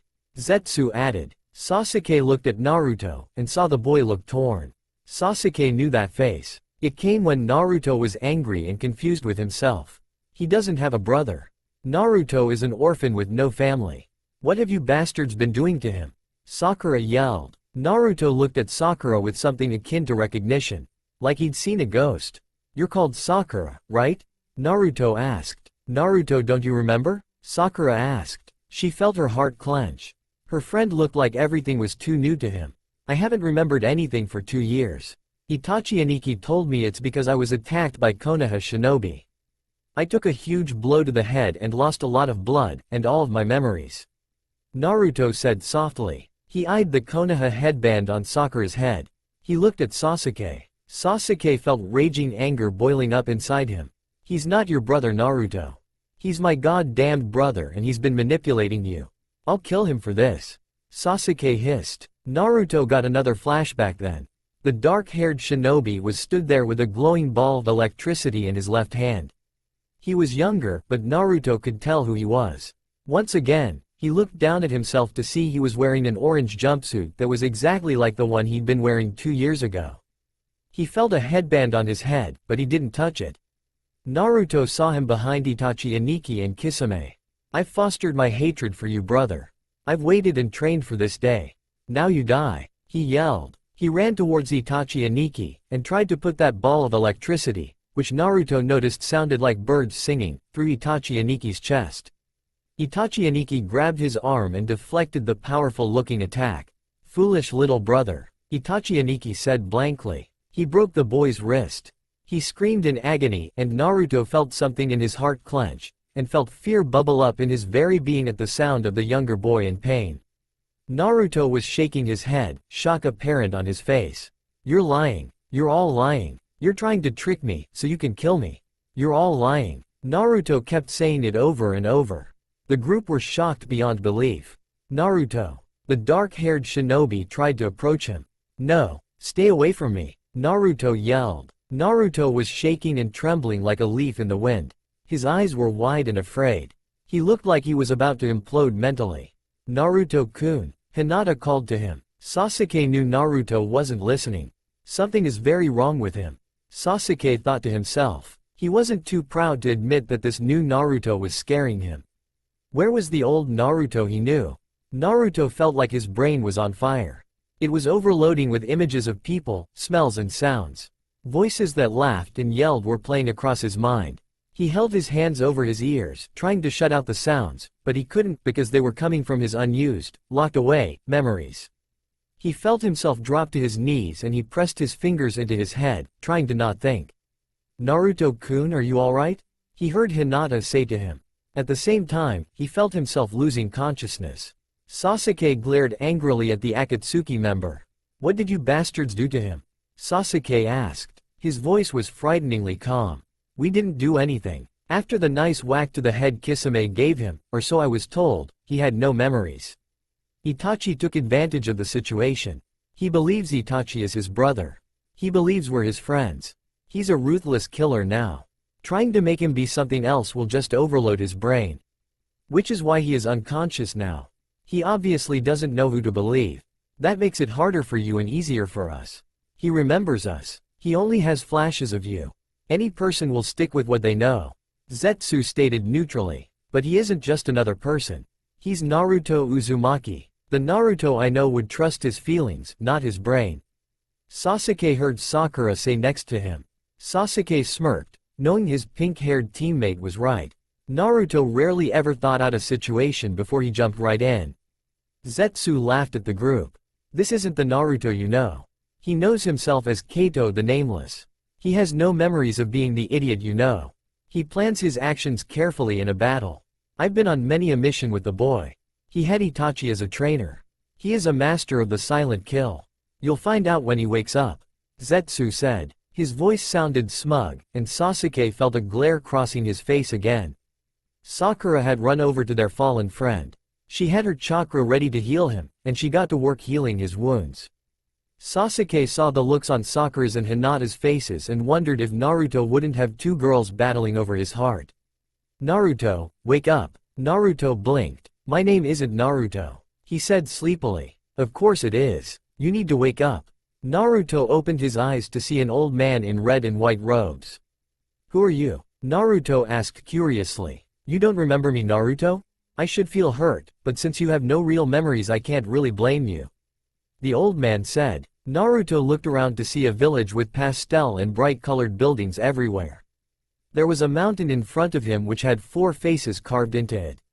"Where are we?" Naruto asked. "You don't know?" the old man asked. "I'm not sure. It all seems familiar. I just can't put my finger on it," Naruto replied. "Well, if you go to your old apartment then you might remember some more things," the old man said kindly. The old man started walking through the village. "Hey old man, what's going on? Wait up," Naruto yelled, as he ran up to walk next to the old man. He was smoking from a pipe as he walked. Naruto saw children running around happily. He saw shinobi standing on the street talking to each other. He felt nervous at the sight of so many Konoha headbands. "Where are you taking me, old man?" Naruto asked. "To your home, Naruto," the old man replied. "This isn't my home. My home is back at base with Itachi Aniki, Konan Ne-chan and the others," Naruto said softly. "And stop calling me Naruto. It's not my name," Naruto hissed. The old man said nothing. He just carried on smoking his pipe. Naruto walked along with the old man, not really wanting to, but compelled to follow him by his own feet. He no longer seemed to control his body, as it walked up to an older-looking building. He followed the old man up to the top floor and they stood outside a green door with a window in the top. "This is your home, Naruto," the old man said. "My name isn't Naruto," Naruto hissed. "Well, I can't open the door. You have the key," the old man replied. Naruto put his hand in his pocket to feel for the key, but everything was fading to black and the old man was still speaking. "Just remember the way, Naruto. The will of fire burns strongest in you," he heard the old man say. Naruto felt himself returning to consciousness and opened his eyes.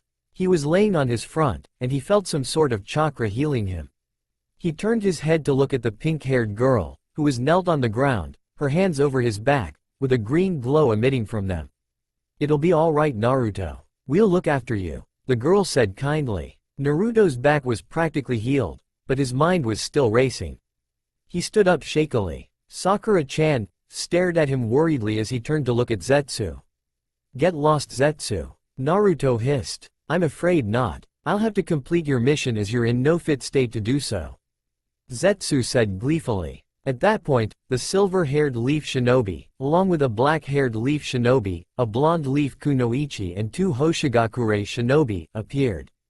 A man who was dressed in a formal yakuta was stood behind them. He was obviously the intended target.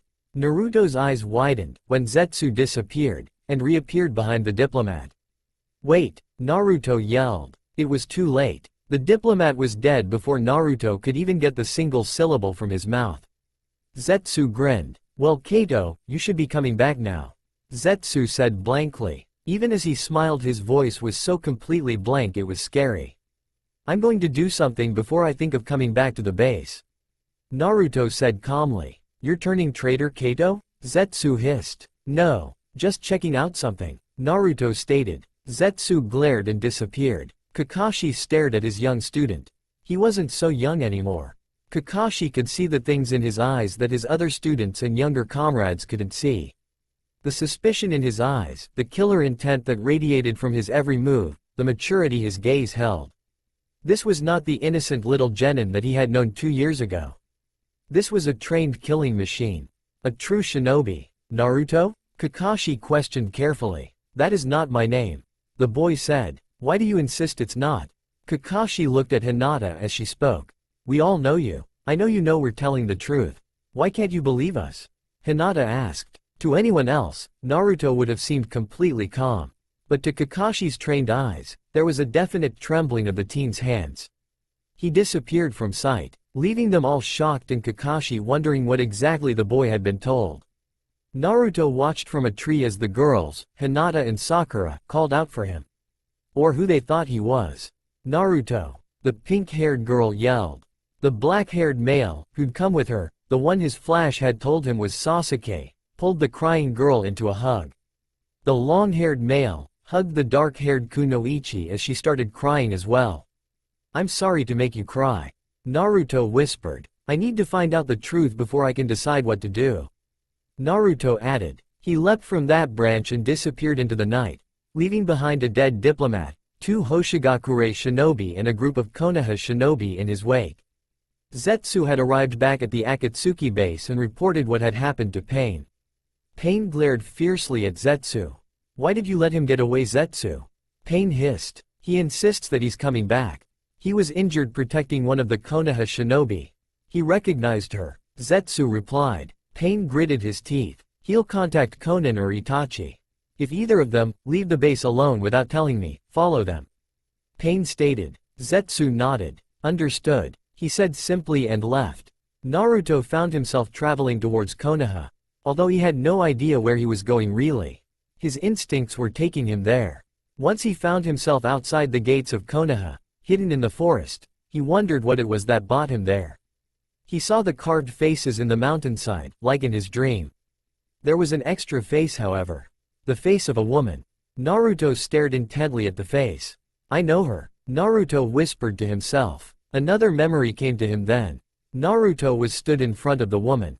She had blonde hair. "I am Hokage now, so I shouldn't really dirty my hands on a little squirt like you. One finger's all I'm gonna need," she stated boldly. "Don't underestimate me, Ba-chan.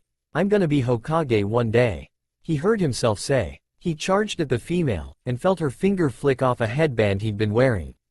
He stared as she brought her fingers to flick his forehead. He closed his eyes in anticipation of the flick, but felt a pair of lips gently touch his forehead instead. "Grow up to be a great man. All right, kid?" she said kindly. A smile graced her face. "Of course, Tsunade Ba-chan," he heard himself exclaim. Naruto bit his lip hard. "Why'd I remember people here?" Naruto thought to himself. "I need to let my instincts guide me." He thought again, as he snuck into Konoha, hoping to find the answers to his questions. Kakashi was finished explaining what had happened to Tsunade. "So Naruto was there?" Tsunade asked. Kakashi nodded, as the other Konoha shinobi stayed quiet. "And he had absolutely no memories of Konoha?" Tsunade asked again. He seemed to recognize Hinata and Sakura. He was very confused. "I didn't really get to speak to him," Kakashi said softly. "Hinata?" Tsunade questioned. He didn't remember his name at all. He said his name was Kato. But he knew who I was. He said he'd had a flash of memory of a conversation we'd had. He remembered Sakura. I think he recognized Sasuke. In fact, I think he recognized all of us even if it was only a little bit. But he was very confused. Like he wasn't sure who to believe. He really thinks that Itachi Uchiha is his brother," Hinata stated. Tsunade nodded. We'll have to plan our next move carefully. Not only with Naruto but also with Hoshigakure. Tsunade said softly. He protected Hinata from Zetsu's attack. There must be some hope.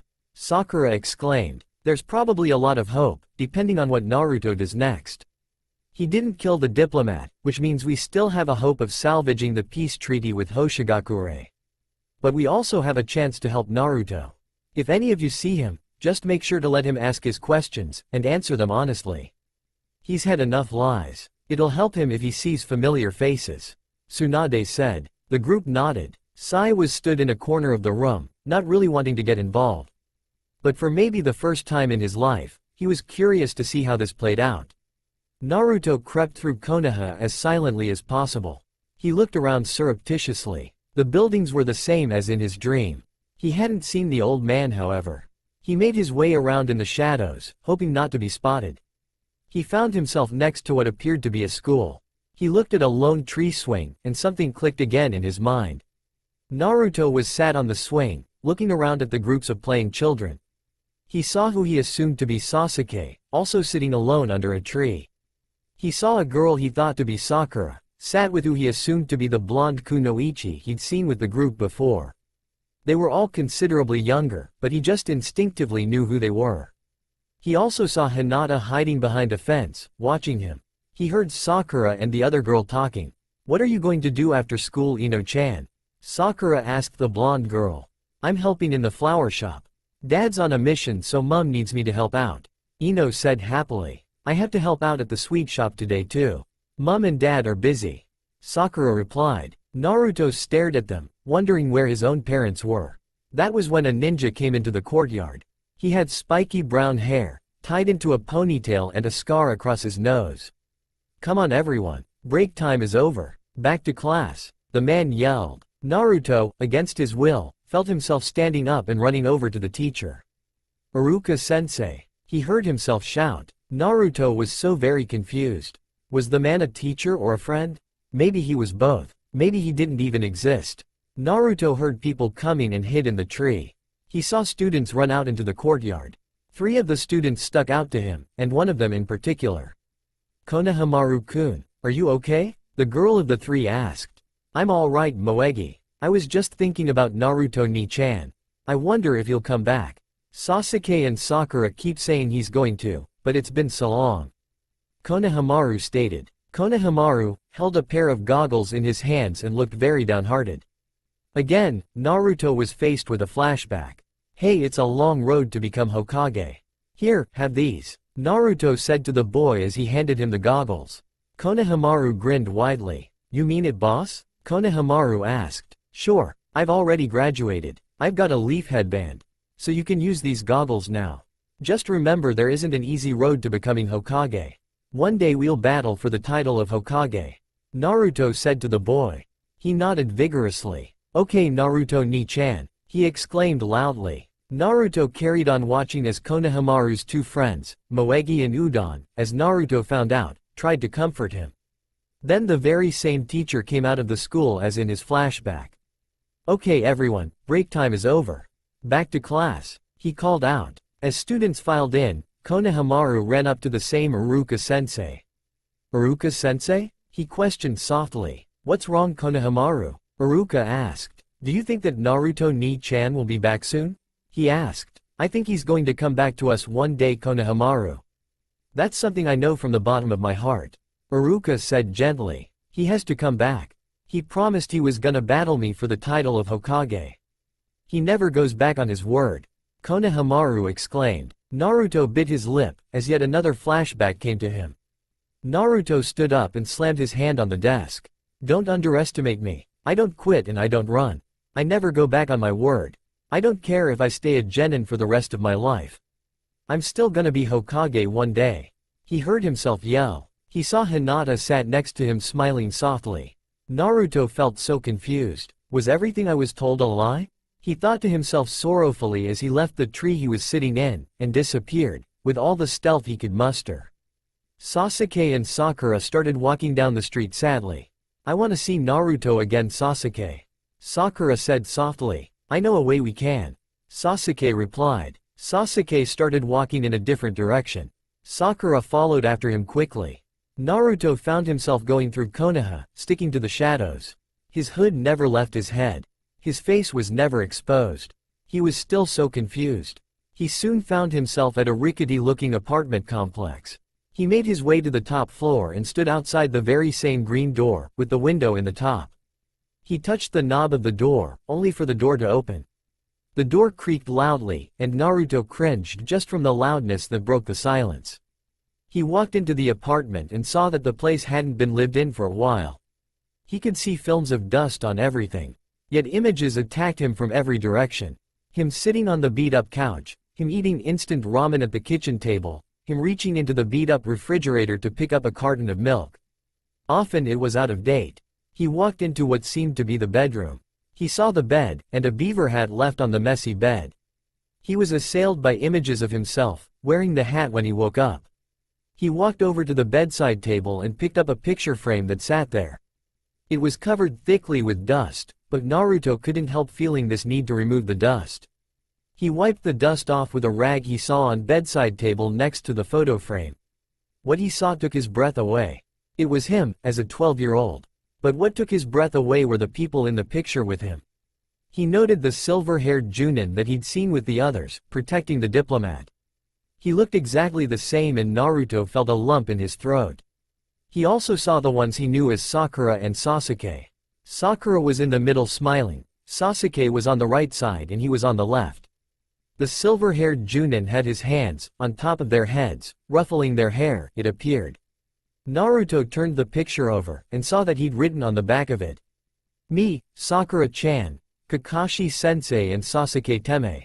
Naruto read out softly. He picked up another photo frame, also covered in dust, and wiped it clean. He saw a picture of himself with the man he'd remembered being Iruka-sensei. He was sat on a stool in what appeared to be a ramen bar. Naruto saw himself sat on the stool next to the brunette male. Both were grinning at the camera and holding chopsticks. Naruto was shoving ramen into his mouth whilst still grinning. He looked on the back and yet again found a note. "Me and Iruka-sensei after I graduated the academy." Naruto read out loud again. There were about 4 other pictures along a shelf that was just above his bed. He cleaned them off one by one. The first one was a picture of him as a younger child and the old man from his dream. "Me and old man Hokage on my 10th birthday." Naruto read out. He looked at the second picture. It was him with the 3 kids he'd seen at the academy. "Me and the Konohamaru Corps before the Chunin exams." Naruto read out. The third picture was a picture of him and the blonde female he knew to be Tsunade Ba-chan, as well as 2 others. One was a tall, older man, with pure white hair. The other was a young woman with short, dark hair. "Me, Ero Senin, Tsunade Ba-chan and Shizune Ne-chan at the hot springs." Naruto read out. The last picture was a picture of him with Sasuke, Sakura, Hinata, the blonde girl Ino, the male with long, dark hair, a brunette boy with sunglasses, a dark-haired boy with spiky hair that looked like a pineapple, a brunette girl with odangos, a red-haired boy, another blonde girl, a boy with a black, bowl haircut, a large-looking brunette boy, a brunette boy with a white puppy on his head and a boy wearing a black hood with cat ears. He looked at the back of the photo. "Me with Sasuke, Sakura, Hinata, Shikamaru, Kiba, Choji, Ino, Lee, Shino, Neji, Tenten, Gaara, Tamari and Kankuro." After Tsunade Ba-chan came to Konoha, Naruto read. He had placed the pictures back as he had looked at them. He could scarcely believe this was all real. But the handwriting was definitely his, on the back of the photos. He felt himself trembling. The urge to cry was overwhelming at that moment. But Itachi had taught him not to cry. A lot more things made sense since he'd been told he wasn't Itachi's brother at all. He could see the resemblances between Sasuke and Itachi, where he'd never seen them between himself and Itachi. He wondered if Sasuke could use Sharingan like Itachi. Then remembered his flashback and realized that in fact he could. Naruto knew instinctively that they were telling the truth. He wanted so badly to remember everything. To know exactly what had happened. He heard his front door open, for he knew now that this apartment was in fact his, and he did the only thing he could think of doing. He used chakra to cling to the ceiling as he waited for whoever it was to reveal themselves. Sakura and Sasuke walked into the apartment. "Are you sure it's okay for us to be here?" Sakura asked. "I come here sometimes. When I think that Naruto's getting further away. I come here, and I remember, and I realize that he's going to come back to us one day." Sasuke said softly. "Even now that we know he doesn't remember us?" Sakura pleaded. Sasuke could see she needed a positive answer. "I think he'll remember us. I don't know how long it's going to take, but I'll be waiting for my best friend when he wants to come back," Sasuke stated. Sakura smiled softly as they entered Naruto's room. "Sasuke, do you think, when Naruto comes back, that he'll want to stay with us?" Sakura asked. Sasuke looked at Sakura in surprise.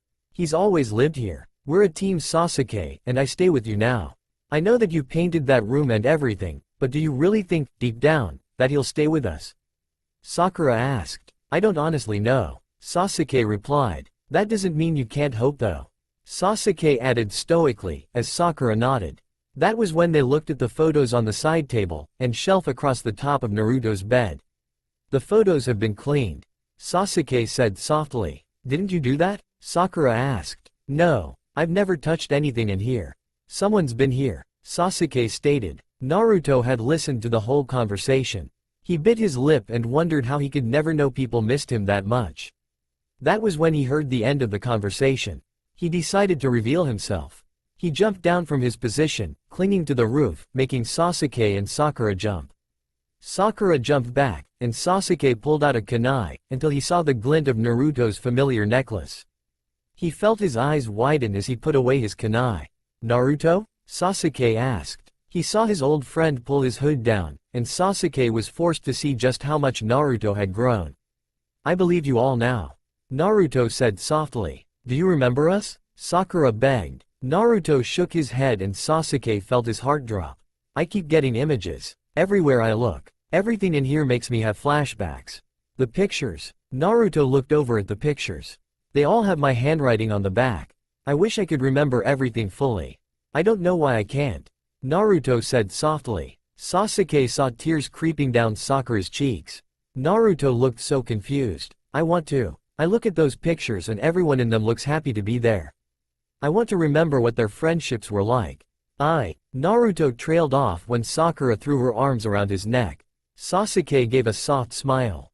"Naruto, we can help you remember." "We can," Sakura exclaimed. "Stay with us, Naruto. Please?" Sakura pleaded. Naruto looked at Sasuke and Sasuke hoped his eyes were sending the same message. "I need to do something first. I'll come back as soon as I've finished it. But I will come back. I swear. Give me 1 week. I'll be back in this apartment," Naruto said softly. He took Sakura's arms from around his neck and gripped her shoulders gently. "Don't cry, Sakura-chan. I don't like to see you cry," Naruto said softly. "Look after each other," Naruto said gently to Sasuke. Sasuke gave a small smile. "We'll see you soon," Sasuke uttered. Naruto gave a small smile and left the apartment, before either of his old teammates could say a word. Naruto left Konoha, and his heart almost longed to go back. But he couldn't do that yet. He had to confront the people that had done this to him. He needed to know why. He wanted to talk to Konan desperately. He wanted so many things. But right now, he needed to break his ties with Akatsuki, which is where he was heading now. "I'll make things right somehow," he thought to himself as he leapt through the trees. He got to a clearing, near Konoha still, and released the origami bird that Konan had given him. Now all I need to do is to wait for Konan to reply, Naruto thought as he sat down to wait.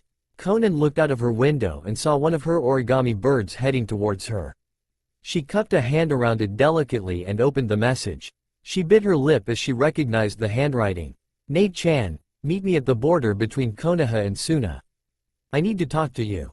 Kato." Konan read silently. Her hands shook. "Please let him be alright," she thought to herself as she grabbed her own Akatsuki cloak and left the room. She didn't notice that Zetsu had been observing her departure. "Do you think we should go and talk to Tsunade-sama?" Sakura asked Sasuke as they left Naruto's apartment. "I think so. If we don't tell her and there's trouble, I'm sure she'll be very unhappy," Sasuke said. Sakura gave a smile when she saw that Sasuke had a mocking smirk on his face. "We should tell her really," Sakura said softly. Sasuke nodded and the pair started walking to the Hokage tower. Konan has left to see Naruto. Zetsu stated seriously. Bring her back. I don't want her harmed, Zetsu.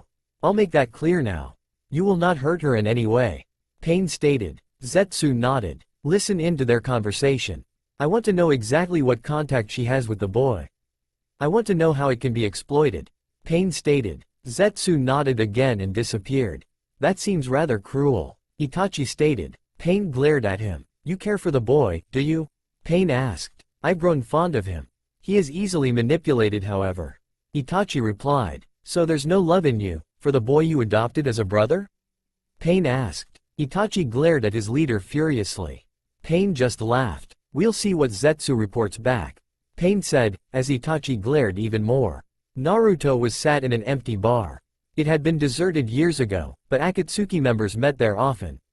He sensed a familiar chakra. Hey Nei-chan, Naruto said softly. He turned to look at the brunette. Her face filled with worry, stared back at him. She ran up to him and hugged him. You're alright? I was worried about you, Kato. Konan exclaimed. But Kato isn't my real name, is it, Konan Nei-chan? Naruto questioned. Konan looked at him softly. You know? Did you remember? Konan asked. I keep getting flashes. Naruto is my real name. Did you really intend to just use me? Naruto asked softly. I mean Naruto. It was never my intention to use you. Ever. When you came to the base, you were like a ray of sunshine. Pain told me to make you feel welcome. At first you were a real mystery to me. But after a while, you really grew on me. You've become family to me, Naruto. I never had a family, apart from Pain. Not since my parents and little brother were murdered when I was just a small child. I never wanted you to get hurt. Konan said softly. Naruto looked into her eyes. I believe you, but does that mean you'll let me go? Naruto asked. Konan nodded. I didn't tell Pain I was coming here. I don't want him to try and control you. Go back to that village of yours, Naruto. Not all the people there cared about you, but you do have friends. People that truly love you and want you back home. Konan said kindly. What about you? Naruto asked. I'll go back to the Akatsuki. Where I've been since I was a child. But sometimes, maybe, I'll get to come and visit you? I don't know, but I'll definitely be checking up on you. I don't know how, but I will see you every so often. Konan pleaded. Her eyes looked saddened. You'll always be Konan Nei-chan to me. I'm not exactly going to turn you in if you do come to visit me. Naruto replied. Konan hugged Naruto tightly. Naruto hugged her back. You're so forgiving, Naruto. I don't know how you can be. Konan whispered. Because I guess I want to be better than my others. Naruto replied. Konan grinned. You know, your dream was to be the greatest Hokage. Did any of your friends in Konoha remind you about that? Konan asked. Hinata did. Naruto replied. I really think you could be Naruto. I don't know what makes me believe in you, but I do. You'll be a great Hokage. Maybe you'll be a great peacekeeper too. Konan added wistfully. I'll find a way to bring everyone into peace. A world where everyone understands each other. Naruto said. Konan nodded. What about Itachi? Naruto asked. I'm sorry, Naruto. I think he does have a certain fondness for you, but he was the one who instigated the idea of lying to you about your own past. He was using you as a weapon. I wish I could tell you if he cared about you or not. Itachi is a mystery to everyone who knows him. Strangely enough, it's that mystery that makes him who he is. Konan said softly. Naruto nodded. One day I'll have it out with him. But not today. I think I need to go back home, Nei-chan. Just make sure you keep your promise. Come and visit me. I'll miss you the most out of everyone in Akatsuki, you know. Naruto stated chirpily. Konan nodded. I will, Naruto. I swear. Konan replied. That was when a shadow passed over them. They both turned to look at Zetsu. Meeting up with a traitor, Konan, I thought you had better sense. Zetsu stated. Leave Konan Nei-chan alone. She was trying to convince me to come back, but I refused. Naruto yelled. What a bad liar you are, Naruto. I just heard your whole heartbreaking conversation. I've been told to bring you back, Konan. Leader Sama has asked that I bring you back unharmed. Zetsu stated sarcastically. Konan glared, and Naruto joined her. I won't let you hurt Konan Nei-chan. Naruto hissed. What are you going to do, brat? Kill me? Zetsu questioned. If I have to. Naruto replied. Fine then, boy. If you want to fight, I'll fight you. Just remember, I'm not under any instructions concerning you. Zetsu hissed. Tsunade listened to Sakura and Sasuke's account of seeing Naruto again. So he says he's coming back here? Tsunade asked hopefully. Yes, Tsunade Shisho. He said he needed to talk to someone first. Sakura replied. Sasuke nodded in agreement. Tsunade smiled widely. Jiraiya, you pervert, get in here.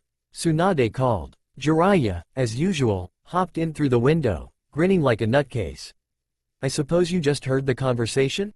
Tsunade asked. Of course I did. You want me to go and check out what the brat is up to? Jiraiya asked. Tsunade nodded. Sakura and Sasuke stared at Tsunade. If he's in danger, we can't ignore it. Tsunade replied. The two younger ninja nodded their understanding.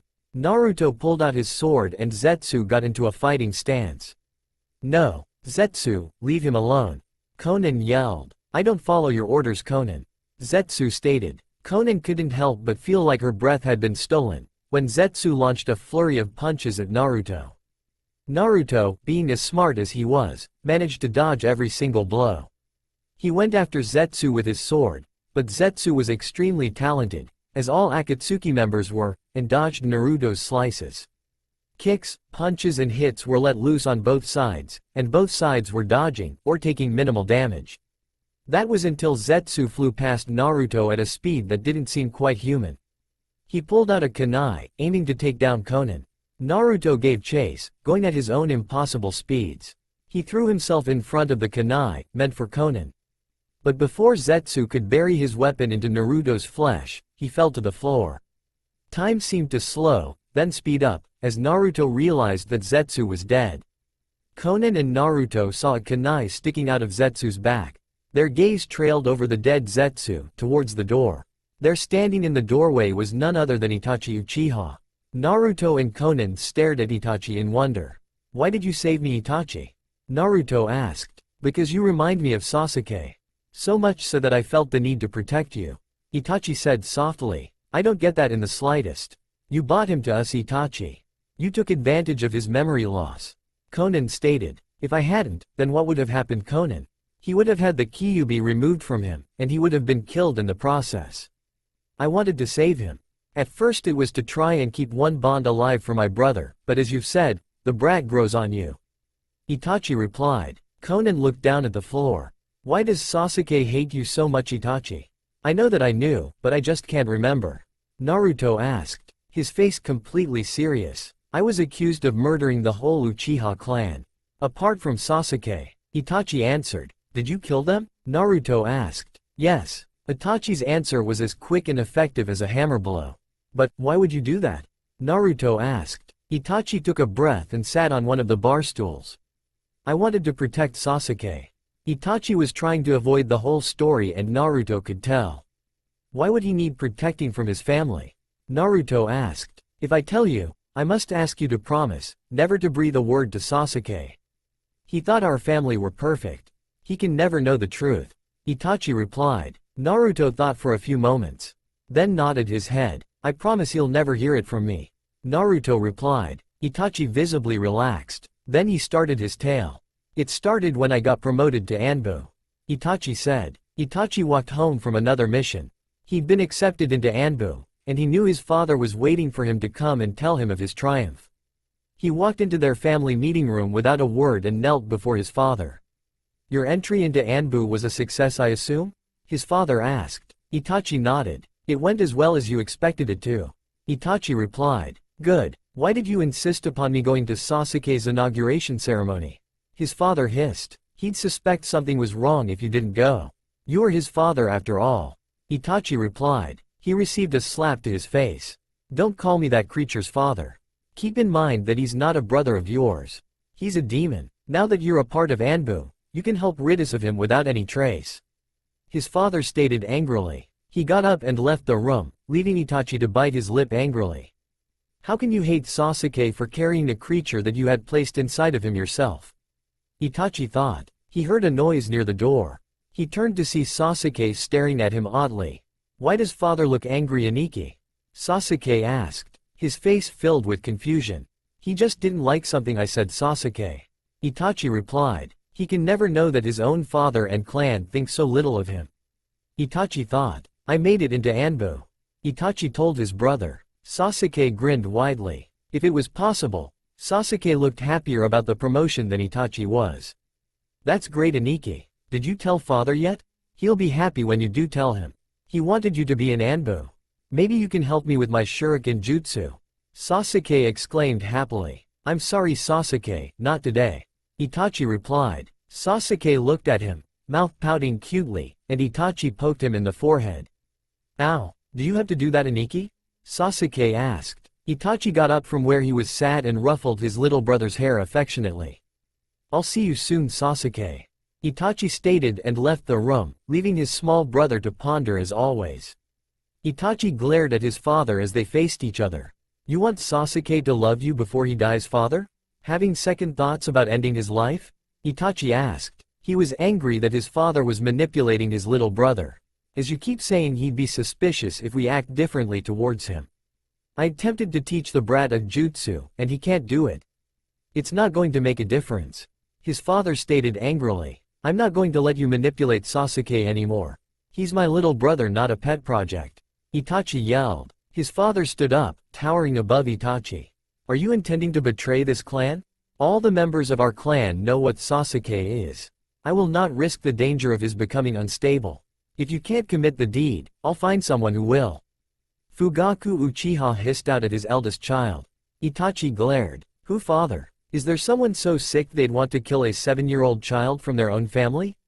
Itachi spat out. He's not a child. If you cared about this clan and your duty to it, you'd finish that demon yourself. But of course, you want to shirk your duties. I'll find someone who's more loyal to this family to do the job I ask. Fugaku stated angrily. Itachi shook with anger as his father left the room. It was sunset. Itachi was standing over the corpse of his cousin Shisui, his best friend who had to die at his own hand.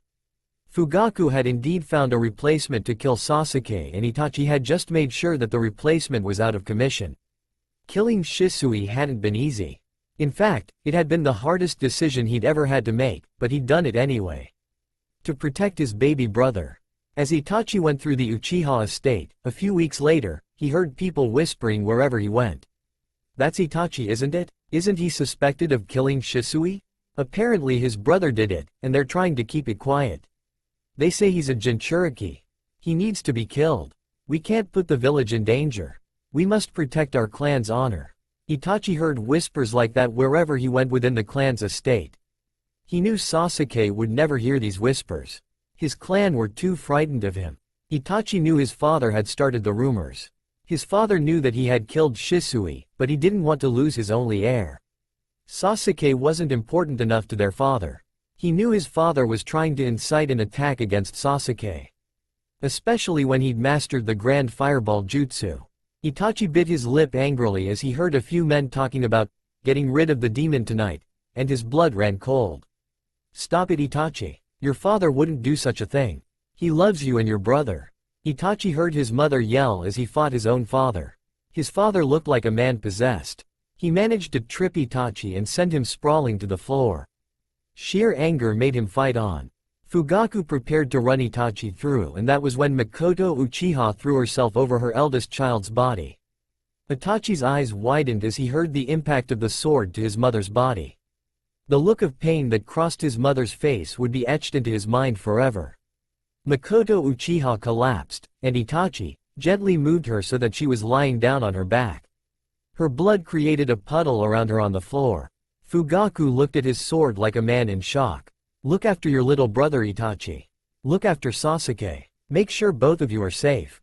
Makoto whispered. Those were her last words, as her breath left her body. Itachi felt numb inside. His hands shook as he looked at his father. How could you? You lied to my mother. You never told her what you did to Sasuke, did you? You turned him into a Jinchuriki and you never told her. You hated him and never thought for 1 second that all he wanted was your acceptance. He trained the whole week to master that jutsu, just so you'd accept him. Just so you'd give him a little praise. You incited the clan against him. It was you who spread those rumors, wasn't it? How could you do that to your child? Itachi yelled. His anger over his father's ways came out in a long verbal tirade.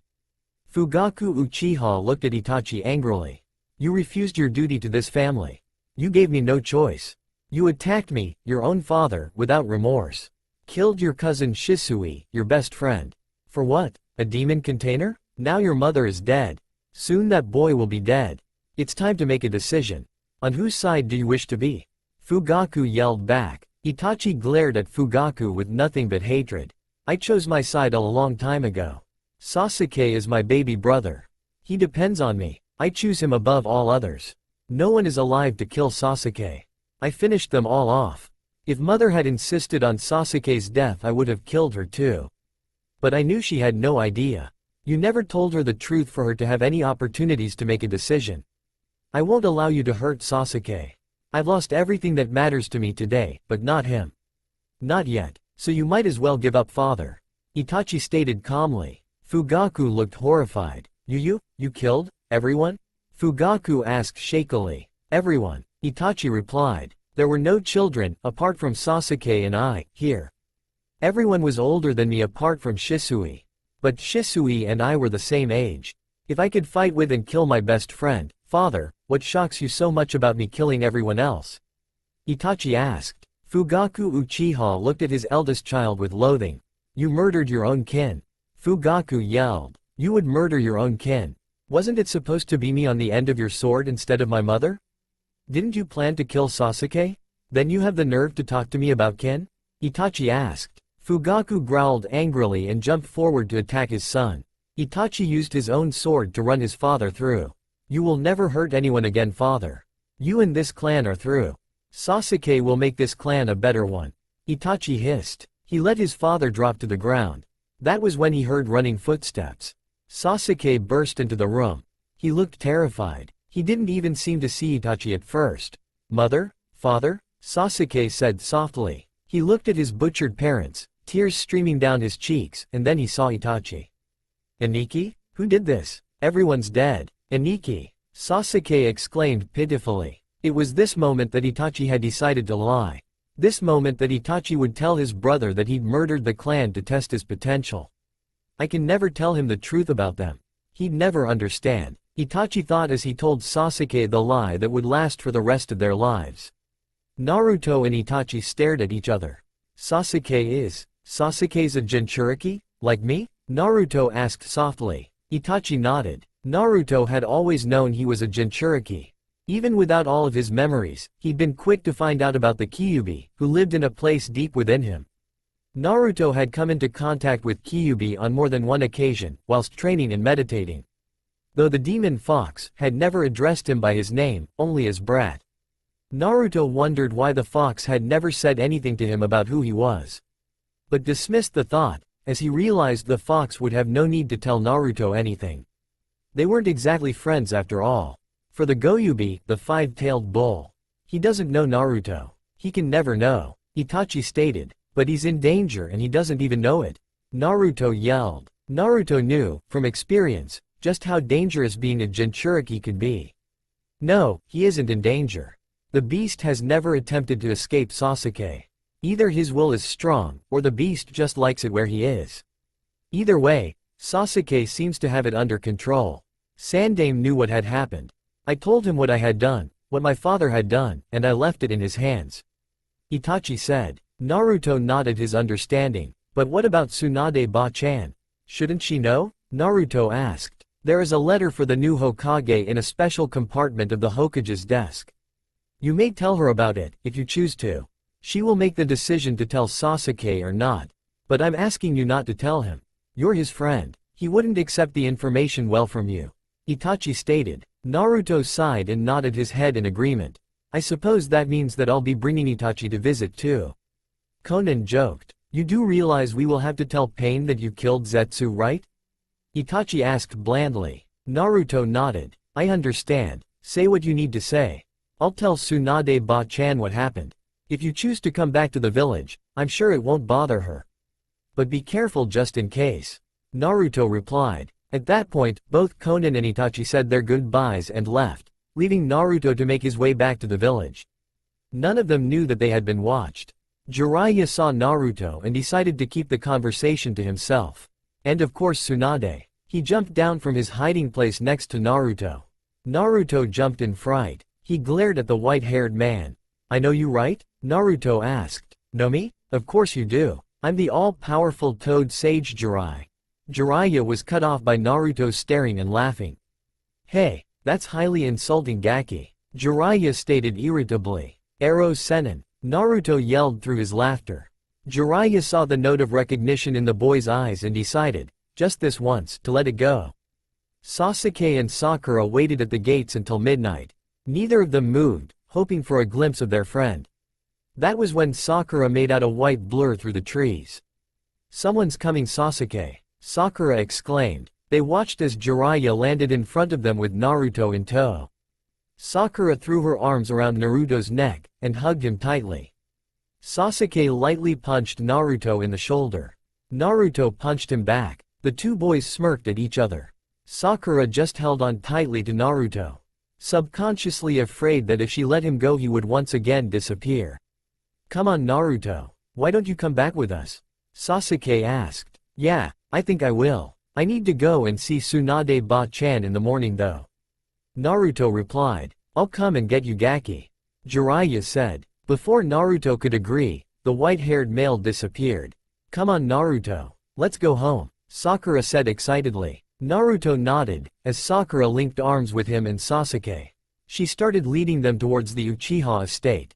Jiraiya leaned against Tsunade's office window, his face the picture of seriousness.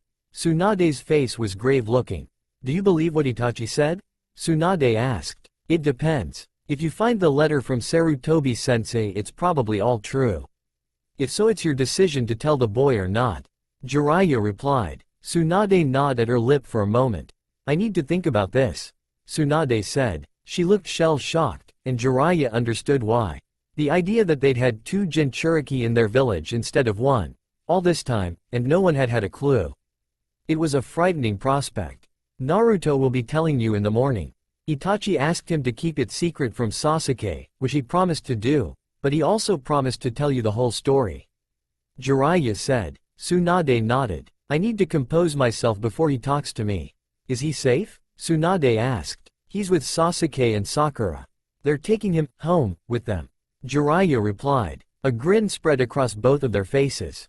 Finally, Naruto has a place to call home, they both thought to themselves. Naruto was looking around the room that Sakura and Sasuke had bought him to. It was a bright azure blue, with orange swirls decorating and complementing the blue paint. There was a comfortable-looking bed with the same designed quilt cover, and a beaver cap of green rested on the pillow. There were also 3 plants on his window sill. They looked very healthy and well cared for. In the room were simple furnishings, a desk and chair, a wardrobe, a chest of drawers, and a cabinet with a lamp on it. His 2 friends looked at him expectantly. Surprisingly, Naruto found himself liking the room. "Where did the plants come from?" Naruto asked. "They're your plants. I got them from your apartment and bought them here. I didn't want them to die while you were gone. You always loved those things," Sasuke replied softly. "And the cap is yours too. They left your pack when they took you. The cap was inside. You always wore it to sleep in," Sakura said softly. "Who did all this?" Naruto asked. "I sewed the quilt cover. Sasuke painted," Sakura replied. Naruto smiled at his 2 friends. It was a real, brilliant smile, like one of the very smiles he'd had before he'd been lost.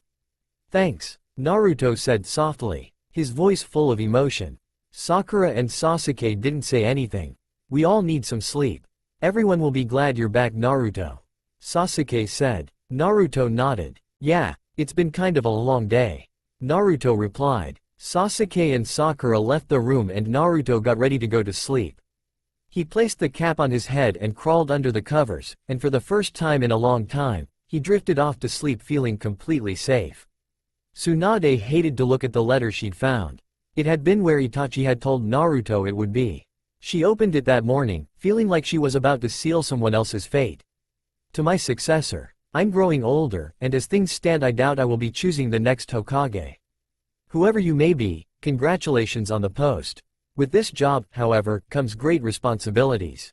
There is a book of records from all of the events I am about to tell you, in a book, hidden in a cavity behind the picture of the 4th Hokage. Firstly, Naruto Uzumaki, Konoha's well-known Jinchuriki, is the child of Kushina Uzumaki, a former ninja of Uzushi Okagure, who joined Konoha's forces, and Minato Namikaze, the fourth Hokage. On his 18th birthday, he must be told. However, if you choose to tell him earlier, I will leave it to your discretion. He was given his mother's maiden name as requested by the council, because of a statement made by Fugaku Uchiha.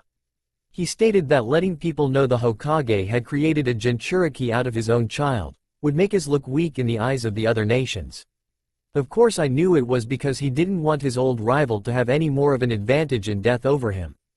Naruto's father's estate has been left in trust with Jiraiya to be looked after until his 18th birthday. Everything that he could ever need or want is provided for. Another matter is the massacre of the Uchiha clan. Itachi Uchiha told me of what he had done. While he killed his own family members, he was a child, and wanted to protect his brother, who I have been told, was made a Jinchuriki for the Goyubi. Fugaku Uchiha and the others who participated in that ritual would have been executed for such a practice in this case. To make a Jinchuriki to boost the power of your own clan is not acceptable in Konoha. On Sasuke's 18th birthday, he is to be told the truth of what happened to his family. Also, he is to be told about what is sealed within him. Everything that happened has been written in a report by a medic of high caliber who was sworn to secrecy. All examinations proved that Makoto Uchiha died by the hand of her own husband. Itachi didn't want his brother to know about his family. He wanted to leave Sasuke's innocent outlook of his family intact. Also, Sakura Haruno, the adopted child of the Haruno sweet shop owners, is the child of Kakashi Hitaki and Rin Nohara. Rin was killed on a mission, and one of her subordinates bought the child back. Rin asked that Kakashi be told about his daughter. But her teammate, Nirobu Uchiha, took Sakura to his friend's home, as his friend and his wife were unable to have children of their own, and I was not given the information until I placed her on Kakashi's squad. Her adopted father told me the truth of her paternity, and at that point I didn't feel I could destroy a child's whole outlook of life. I wished to protect Sakura Haruno, and so I didn't tell her the truth, but I informed her adoptive parents that she would stay on Kakashi's squad so that she could know her biological father in some small role. Telling Kakashi would have made the situation worse at this point. Once again, I do not know how situations will have changed at the time a successor is chosen for the role of Hokage. So I will leave this information in your hands. There are several other pieces of information in the record book I've left behind. There are many things that cannot be explained by a simple letter. I wish you the best of luck, and I shall leave you with these last words.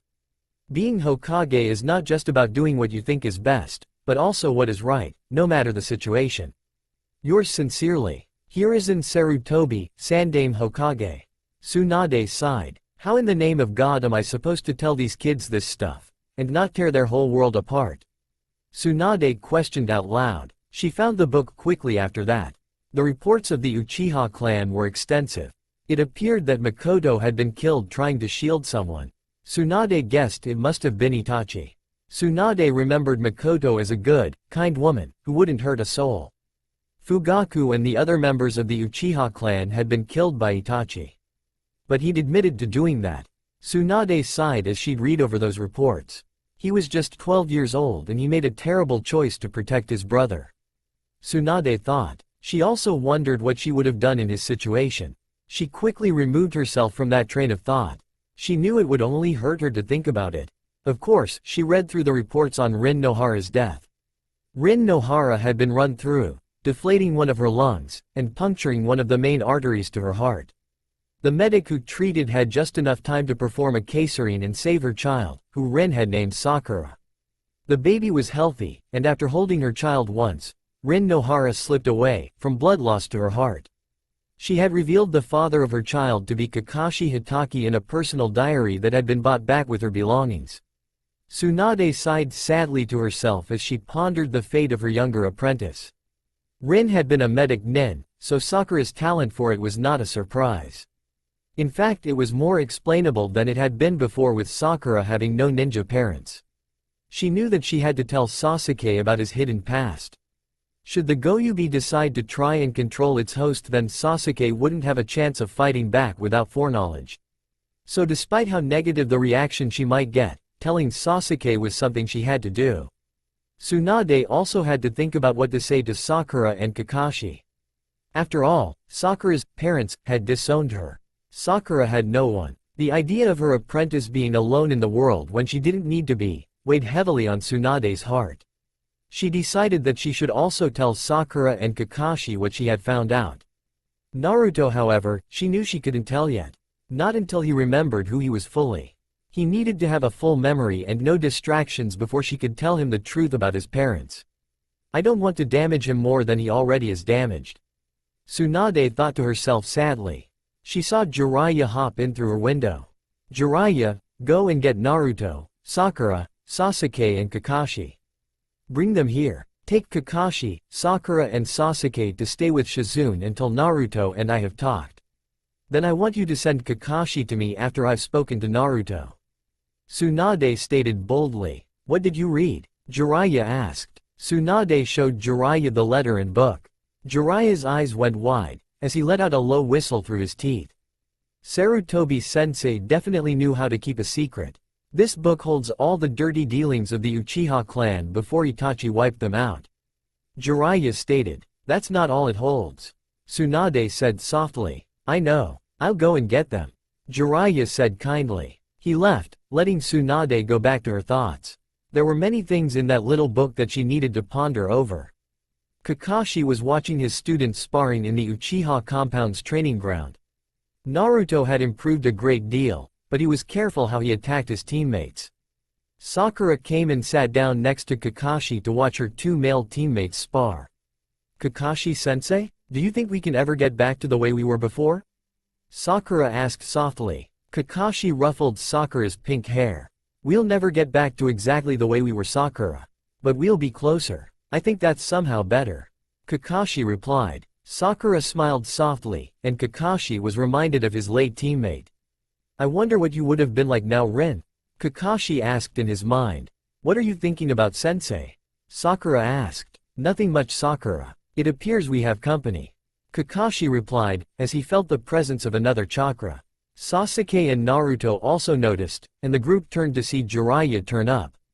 Hi Jiraiya-san, Sakura said cheerfully. Hey Ero Sennin, Naruto yelled. Don't call me that, Gaki. Jiraiya yelled back. Naruto smirked. What's wrong, Jiraiya-san? Kakashi asked. Tsunade wants to see you all. So, I'm being the errand boy and coming to find you. Jiraiya stated irritably. The group all made their way to the Hokage Tower and Jiraiya stopped outside Shizune's office. Kakashi, Sakura, Sasuke, you guys wait here for a minute. Tsunade wants to speak to Naruto first. Jiraiya told them. Naruto gulped slightly. The others waited with Shizune, while Naruto was escorted to the Hokage's office. When they walked in, Tsunade looked at Naruto softly. The first thing she did was walk up to the boy and hug him. Naruto found himself hugging Tsunade back. It's been so long, Naruto. How are you doing, Gaki? She asked gently. Naruto smiled at the blonde female. I didn't know I missed you so much until I remembered you, Bachan. Naruto said softly. Tsunade smiled and her eyes went teary. She shook her head to get rid of her tearful expression, then her face turned serious. I know you want to tell me something, but I already know. Tsunade said kindly. How? Naruto asked. I found a letter from Sandame. He was very specific. Also, Jiraiya heard your conversation. Tsunade said pointedly. Naruto pouted and gave Jiraiya a slight glare. So, you were following me last night. Naruto stated. Well, your friends were worried that you were in danger. Tsunade was worried you were in danger. I was worried about you, Gaki. It made sense to follow you just in case. Jiraiya said. Naruto shrugged. That saves the horrible conversation I was worried about having. Naruto said mischievously. I will need to tell Sasuke. You do realize that, Naruto? Tsunade asked. I knew it would be up to you. Itachi asked me not to tell Sasuke. But I told him that I couldn't stop you if you chose to. Naruto replied. You're cleverer than we give you credit for, Gaki. Tsunade said softly. You want me to tell Sasuke to come in? Naruto asked. No. Tell Kakashi I want to talk to him first. I found out a lot of things from the letter I got from my old sensei. Tsunade replied. Naruto nodded and left the room.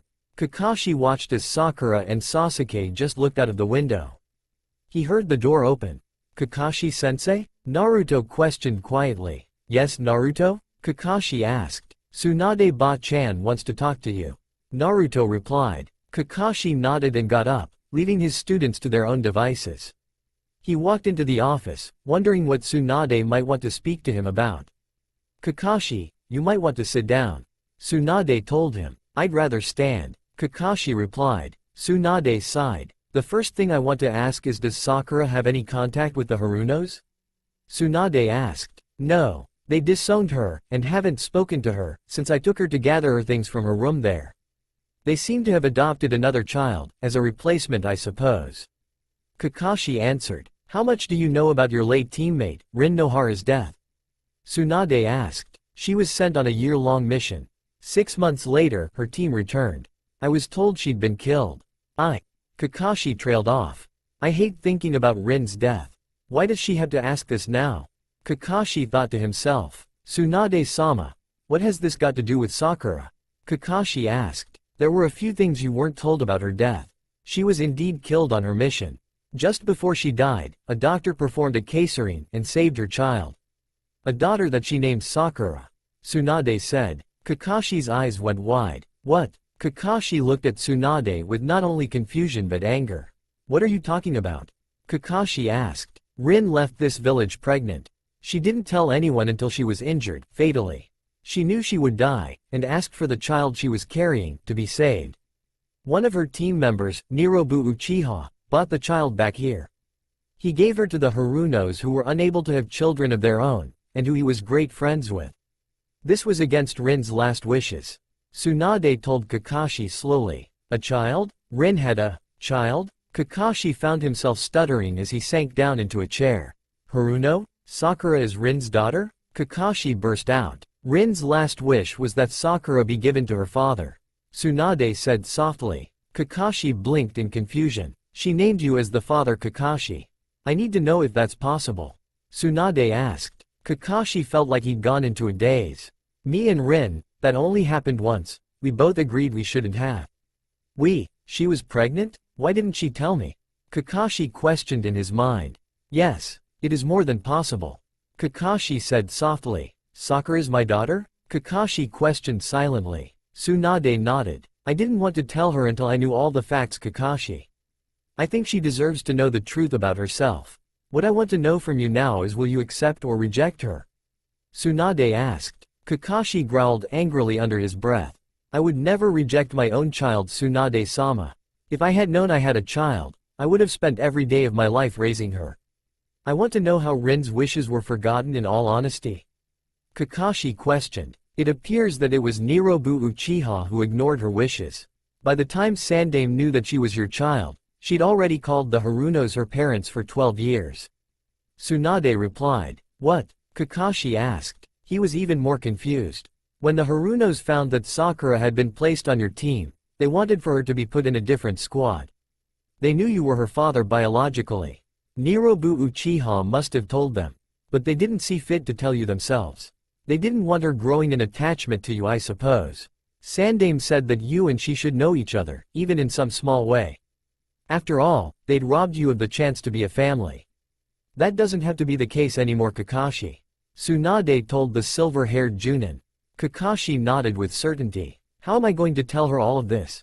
Kakashi asked. I'll be telling her. This diary was left among Rin's possessions. Tsunade handed a small bag to Kakashi. He handed it back. You should give them to Sakura. She'll want to know about her mother. Kakashi said softly. There was a knock at the door then. Shizune poked her head in. Tsunade-sama, Naruto and Sasuke are having a fight in the office. Shizune stated. What do you mean having a fight? Tsunade yelled. Well, you see, they're throwing paper balls at each other.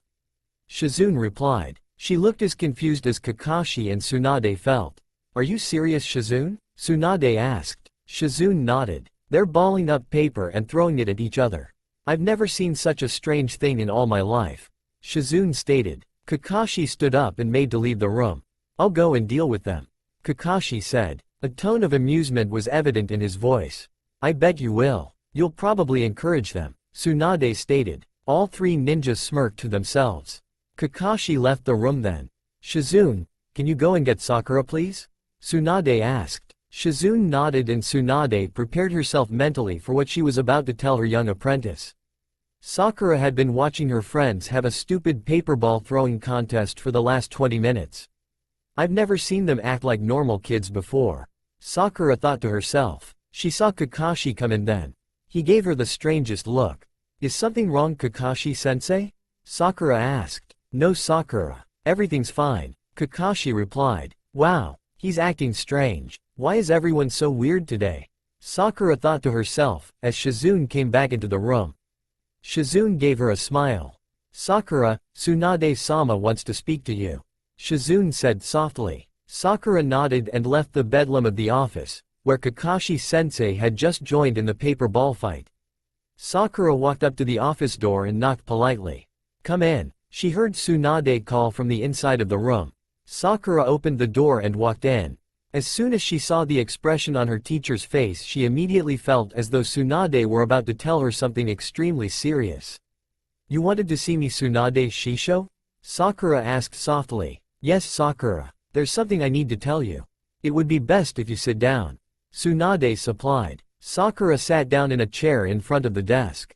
What's wrong, Shisho? Sakura asked. Her mind darted around all the possibilities.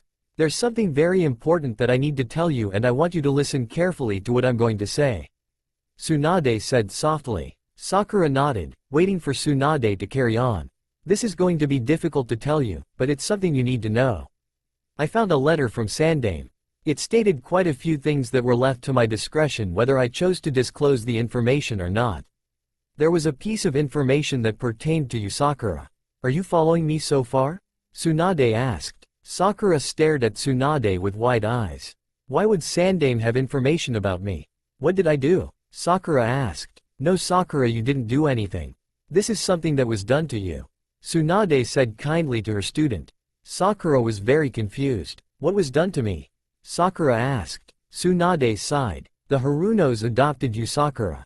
They weren't your biological parents, Tsunade said softly. Sakura felt sick. I was lied to? Sakura asked. Yes. Your mother was a ninja of this village. A medic nin just like you. Apparently, she was very good at medical ninjutsu, Tsunade said kindly. Who was she? Sakura asked. Her name was Rin Nohara. She left this village on a year-long mission, but she didn't know she was pregnant when she left. She was fatally injured 6 months into the mission. She told one of her teammates of her condition, and a medic delivered you by Kasarine. You were healthy, but Rin died very shortly after holding you. She named you Sakura and asked that you be given to your father, Tsunade said softly. My father? Sakura asked. Sakura, Rin used to be on the same genin squad as your sensei, Kakashi. It's him she named as your father, Tsunade said softly. Sakura felt like the whole world had stopped spinning.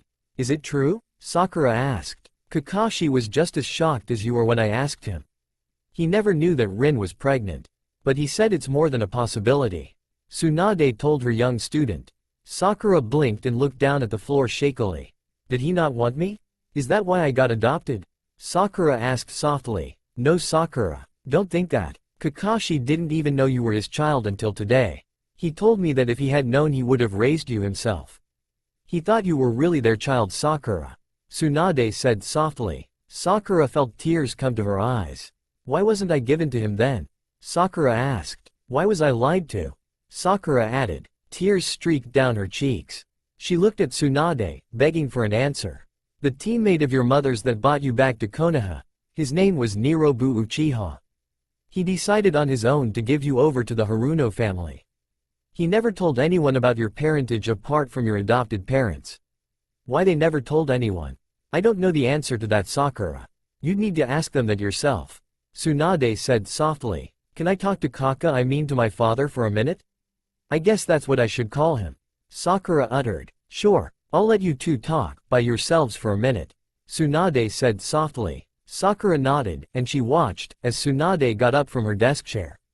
She walked over to the door. Sakura? Tsunade said before she opened the door. Yes, Tsunade Shisho? Sakura asked. That pack on the table belonged to your mother. Kakashi thought you might want to have it. It was what was in her pack on her last mission. It includes a diary, Tsunade replied gently. Sakura nodded and picked up the pack, holding it to her chest. Kakashi had finally gotten Sasuke and Naruto to stop acting like little children.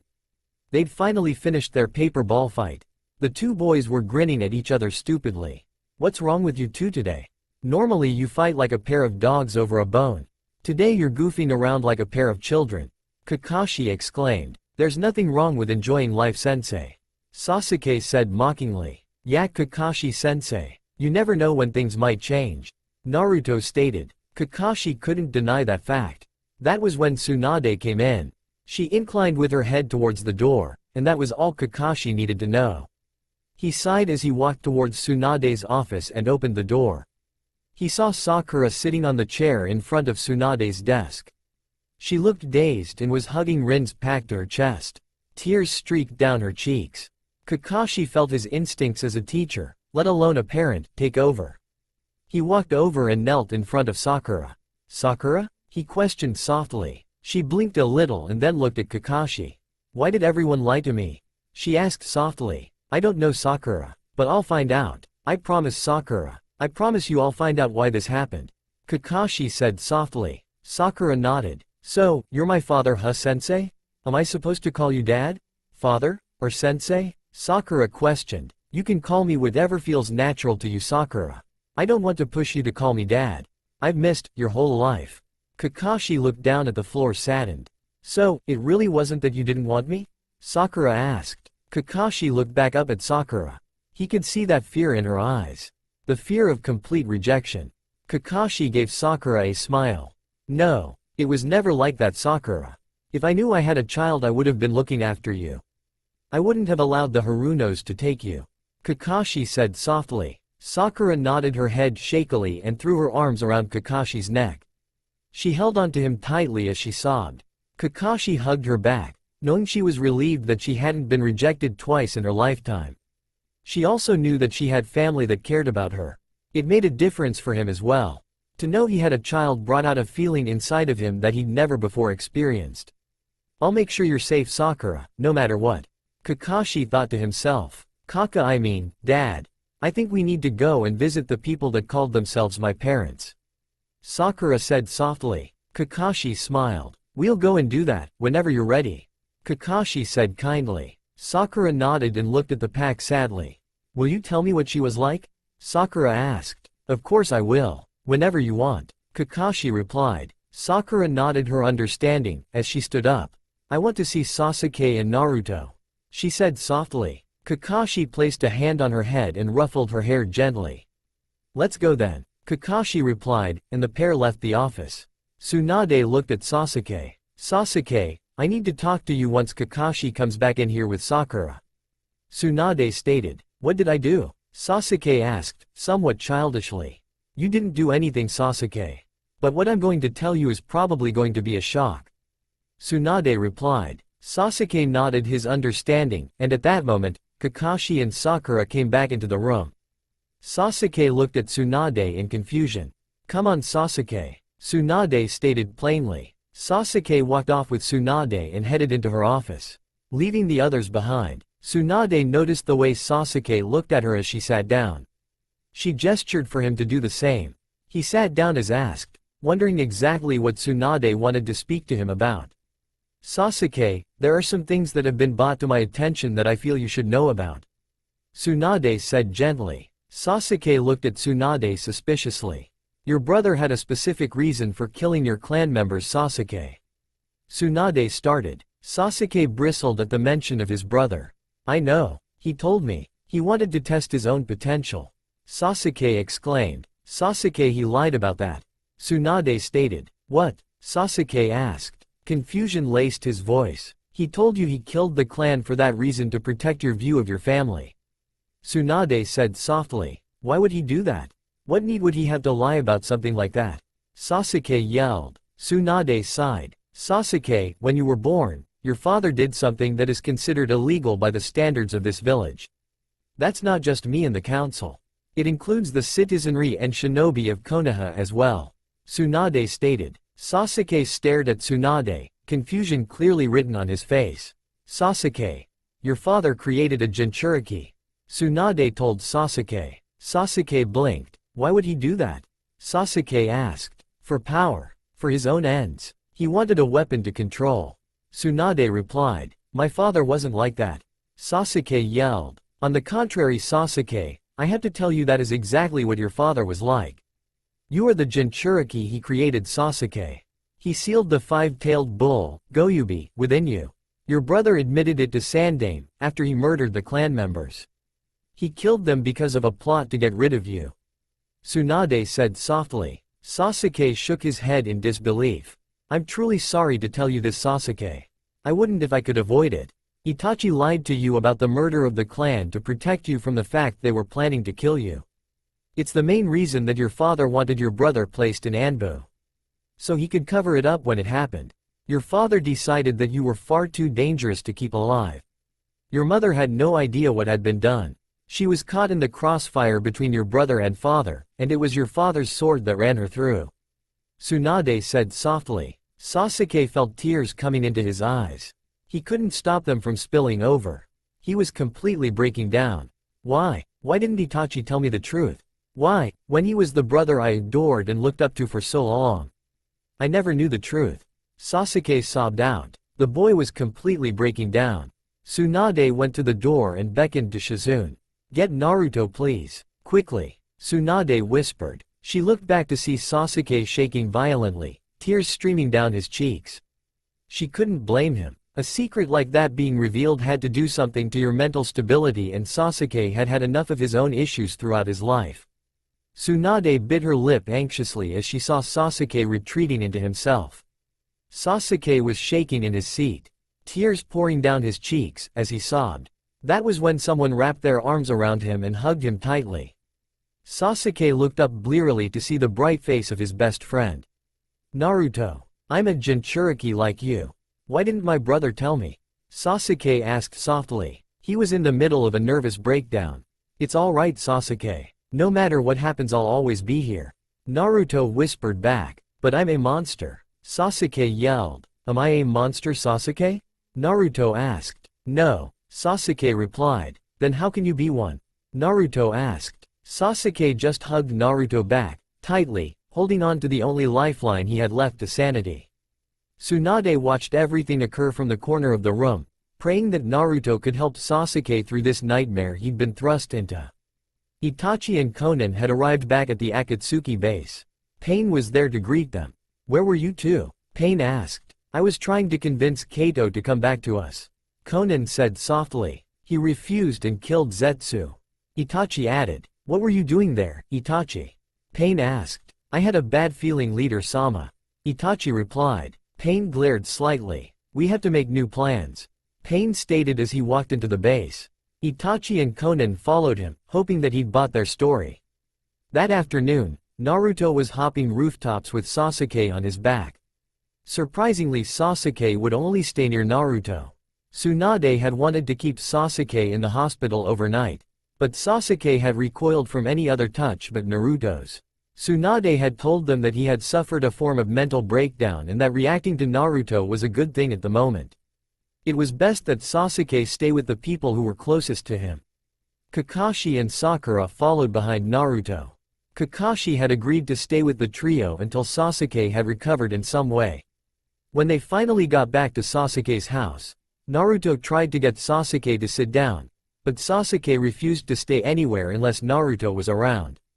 Naruto nodded at Sakura and Kakashi, and led Sasuke up to his own room. Sasuke, come on, let's go and get some sleep. Kakashi and Sakura heard Naruto say to Sasuke kindly. Kaka, I mean Dad. I don't know when to tell Naruto and Sasuke about you being my dad. Sasuke seems so lost, and I don't even know why. Naruto said he got some news from Tsunade, but Sakura trailed off. Give it a couple of days before you talk to Sasuke about it, Sakura. When Naruto is by himself, I'm sure you'll be able to talk to him about all of this. Kakashi replied kindly. Sakura looked up at the ceiling. Until then, we have to help Naruto make Sasuke better. Sakura stated seriously. Her face set with a look of determination. Kakashi nodded, giving Sakura a soft smile. Well, my beliefs will live on in someone. Kakashi thought to himself happily. Naruto made Sasuke lay down. Sasuke still looked dazed and more than a little frightened. Naruto? Sasuke asked softly. Yeah, Sasuke? Naruto questioned back. You're not going anywhere, are you? Sasuke uttered. He looked like a frightened child, his face paler than usual and his eyes filled with tears. No, I'm staying here, Sasuke. I'm not going to go away, Naruto said softly. Sasuke seemed to relax, and after a little while, Sasuke was sleeping soundly. Naruto sat next to Sasuke's bed, and watched over his friend, wondering if there was anything more he could do to help. The next day, Sakura was walking to the front door of what had been her home since birth. She felt this need to confront her parents about what they had done. She knocked on the door gently. She heard the cry of a baby, and then footsteps coming towards the door. It opened to reveal Sachiko Haruno, the woman Sakura had known as her mother her whole life. Mother? Sakura asked softly. Sachiko gave something between a look of confusion and a look of sadness. What are you doing here, Sakura? You left this family, she said coldly. A family I didn't belong to in the first place. Sakura said softly. What? Sachiko asked softly. Found another child to adopt? Did its father know about it? Mine didn't know about me, right, mother? Sakura asked coldly. What are you talking about, Sakura? Sachiko asked. Her face showed a look of panic. Tsunade Shisho told me, mother. All about my birth mother who died on a mission away from the village. About Kakashi-sensei being my biological father. Sandaime-sama left a record for his successor. She chose to let me know the truth. Maybe you can explain why you wanted me so badly you had to steal me from my own father. Sakura asked. Sachiko bit her lip nervously. Come in, Sachiko said softly. Sakura followed her into the house, and closed the door behind her. Kakashi Hitaki walked towards the village sushi restaurant. He had decided that he needed to confront Sado Haruno today so that at least he could concentrate a bit more on helping Sasuke. There he saw the man, putting some garbage out of the back of the restaurant, and into a dumpster.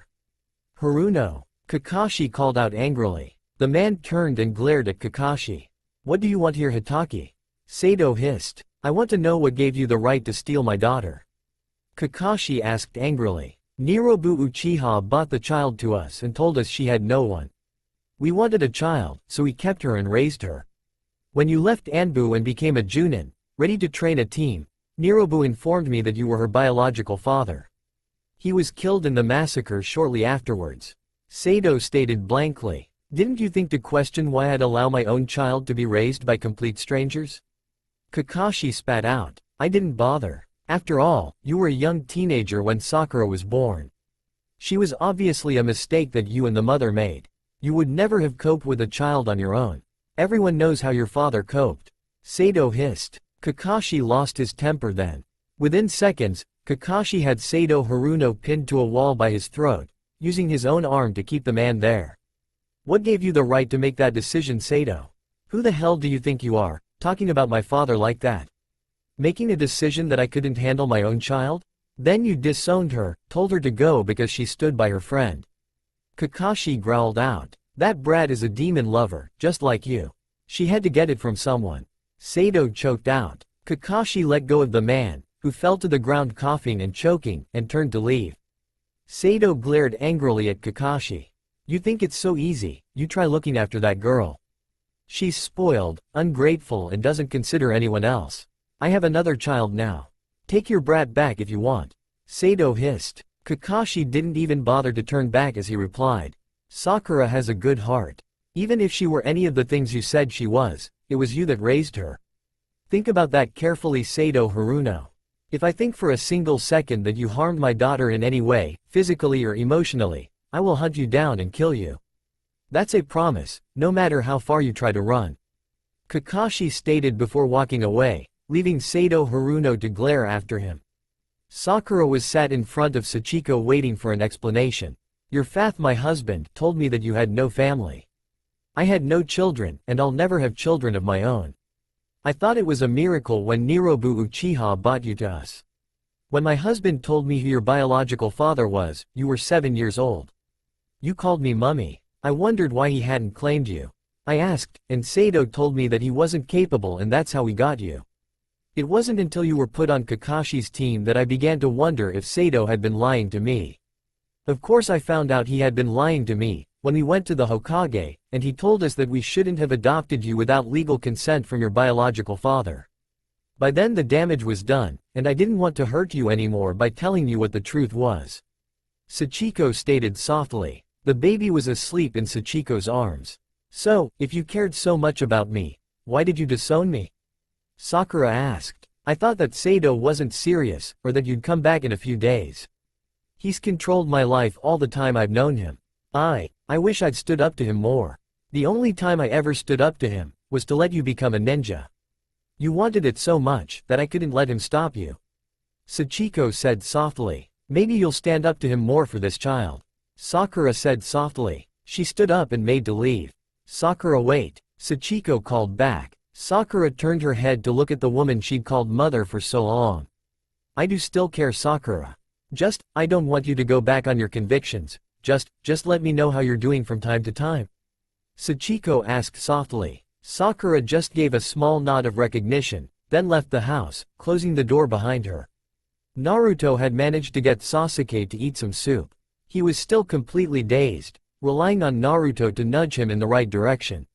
Sasuke, do you think you might want to talk to Sakura and Kakashi-sensei? Naruto asked. Sasuke shook his head. Naruto nodded his understanding. Sasuke ate the soup in front of him slowly. He hadn't moved from his bed except to go to the bathroom. My father must have hated me so much to seal a demon inside of me and then try to kill me. Sasuke said blankly. I don't know about that, Sasuke. I can't tell you if your father loved you or not. But, Naruto trailed off. But, Sasuke asked. Itachi could tell you, Sasuke. He could tell you everything you need to know. Naruto said softly. Sasuke brought his knees up to his chest after moving the soup bowl he'd been eating from. Do you think he'd bother coming? Sasuke asked sadly. Itachi would do anything for you, Sasuke. If you want, I can contact him and tell him to come, Naruto asked gently. Sasuke nodded, and then lay down in his bed. He curled into the fetal position and soon enough he was asleep. Naruto left the room and went downstairs, pulling out the origami bird that Konan had given him once again. He attached a message to it and sent it off. He heard the door open, and Kakashi entered the house. Is Sasuke any better today? Kakashi asked. I got him to eat some soup. Naruto replied. That's good. At least he's eating something. Kakashi replied. Sensei, I have to do something that you're probably not going to like and I'm going to have to ask you to look the other way. Naruto said softly. What makes you say that, Naruto? Kakashi asked. I've asked Itachi to come and speak to Sasuke. Naruto said softly. Kakashi looked at Naruto in shock. What are you thinking, Naruto? He killed the Uchiha clan. Sasuke wouldn't want to see him. Kakashi stated. You'll understand later on, Kakashi-sensei. I swear. But Sasuke needs to talk to Itachi. Naruto said softly. He looked up at Kakashi, pleading with his eyes for his sensei to trust him. Kakashi sighed. Okay, I'll allow you to do this. I'll trust you, Naruto. But I'll be in this house when he's here. If anything happens, I want to be close by. Kakashi told Naruto bluntly. Naruto nodded his understanding. I understand, Kakashi-sensei. Naruto said gently. That was when Sakura came into the house. She smiled at Naruto widely. Naruto, I want to talk to you. Sakura said happily. She grabbed hold of the blonde boy's arm and dragged him off. Naruto waited for Sakura to stop dragging him before he spoke. What's wrong, Sakura-chan? He asked. I wanted to tell you what I found out from Tsunade-sama yesterday. Sakura said softly. Naruto nodded, waiting for Sakura to tell him. Kakashi-sensei is my biological father. Tsunade found a letter from Sandaime telling her all about it.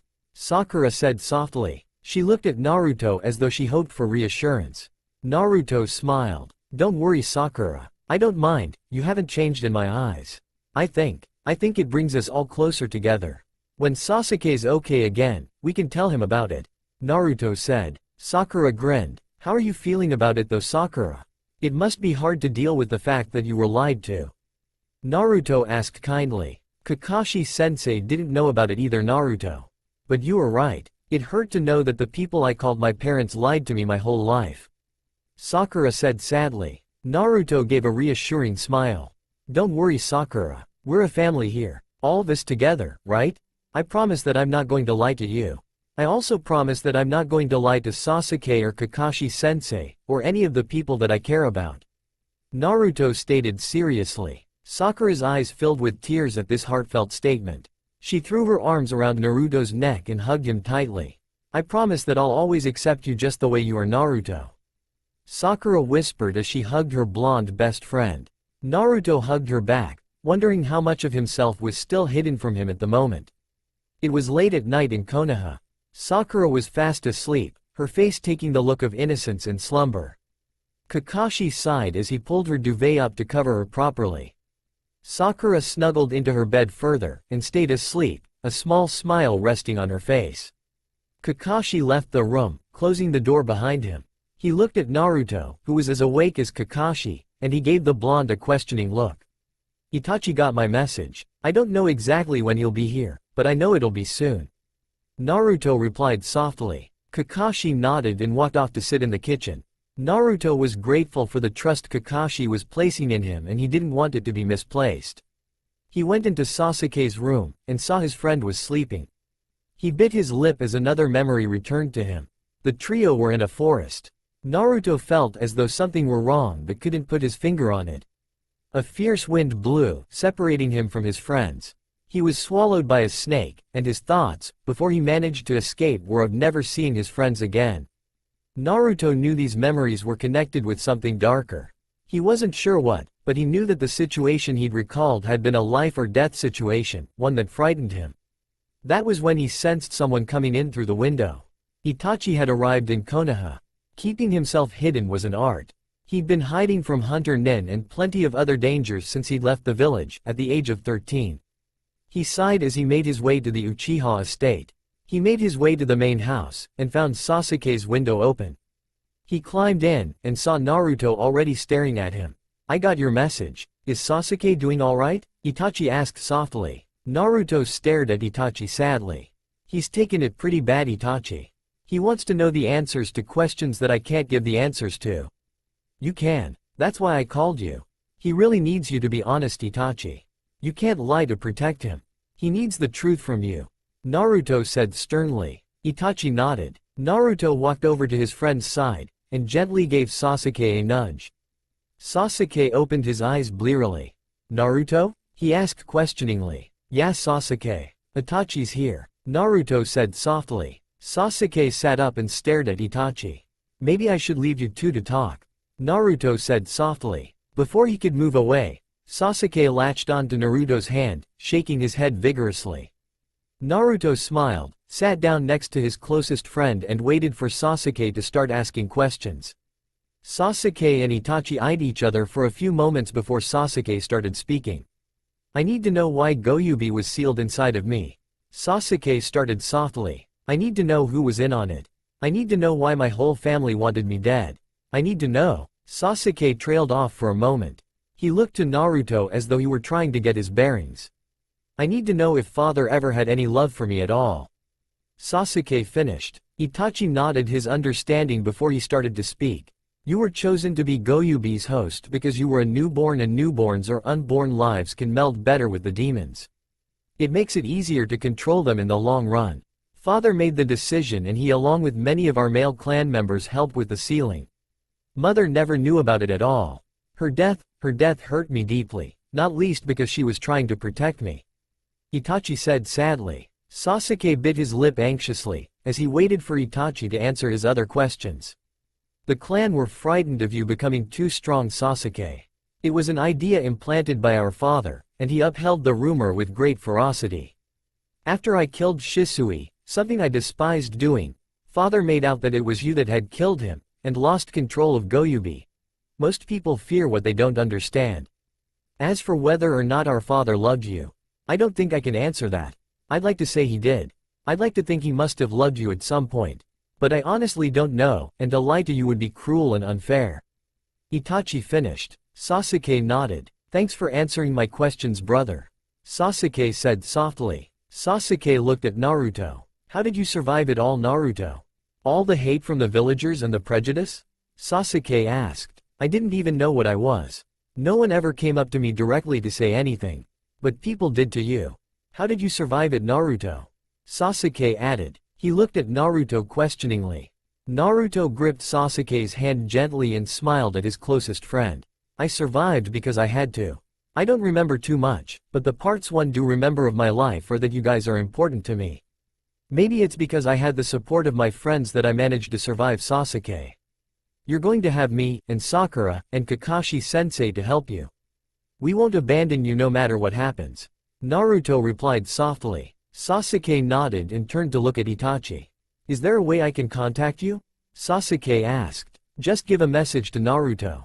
He is able to contact me at any time. I'll always come if you need me here, Sasuke. No matter how dangerous it is. Itachi replied softly. That was the moment that there was a knock on the door, and Kakashi walked into the room. He and Itachi acknowledged each other, and Itachi went to the window. Do you have to go now? Sasuke asked softly, his tone almost like that of a child.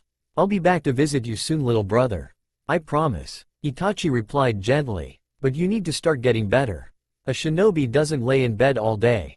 Itachi added with a kind smile. Sasuke nodded and smiled back. Itachi looked at Kakashi. I won't put any of you in danger. But if Sasuke needs me, I'll be there for him. I don't want any trouble, Kakashi. Itachi said firmly. Kakashi nodded his understanding and Itachi left. All three of the males in the room wondered exactly how this would work out in the end. Sasuke started getting better, day by day, with Naruto's help. Sakura and Kakashi were also there and Sasuke never felt alone. Explaining the situation to Sakura had been easier than they had first thought it would be.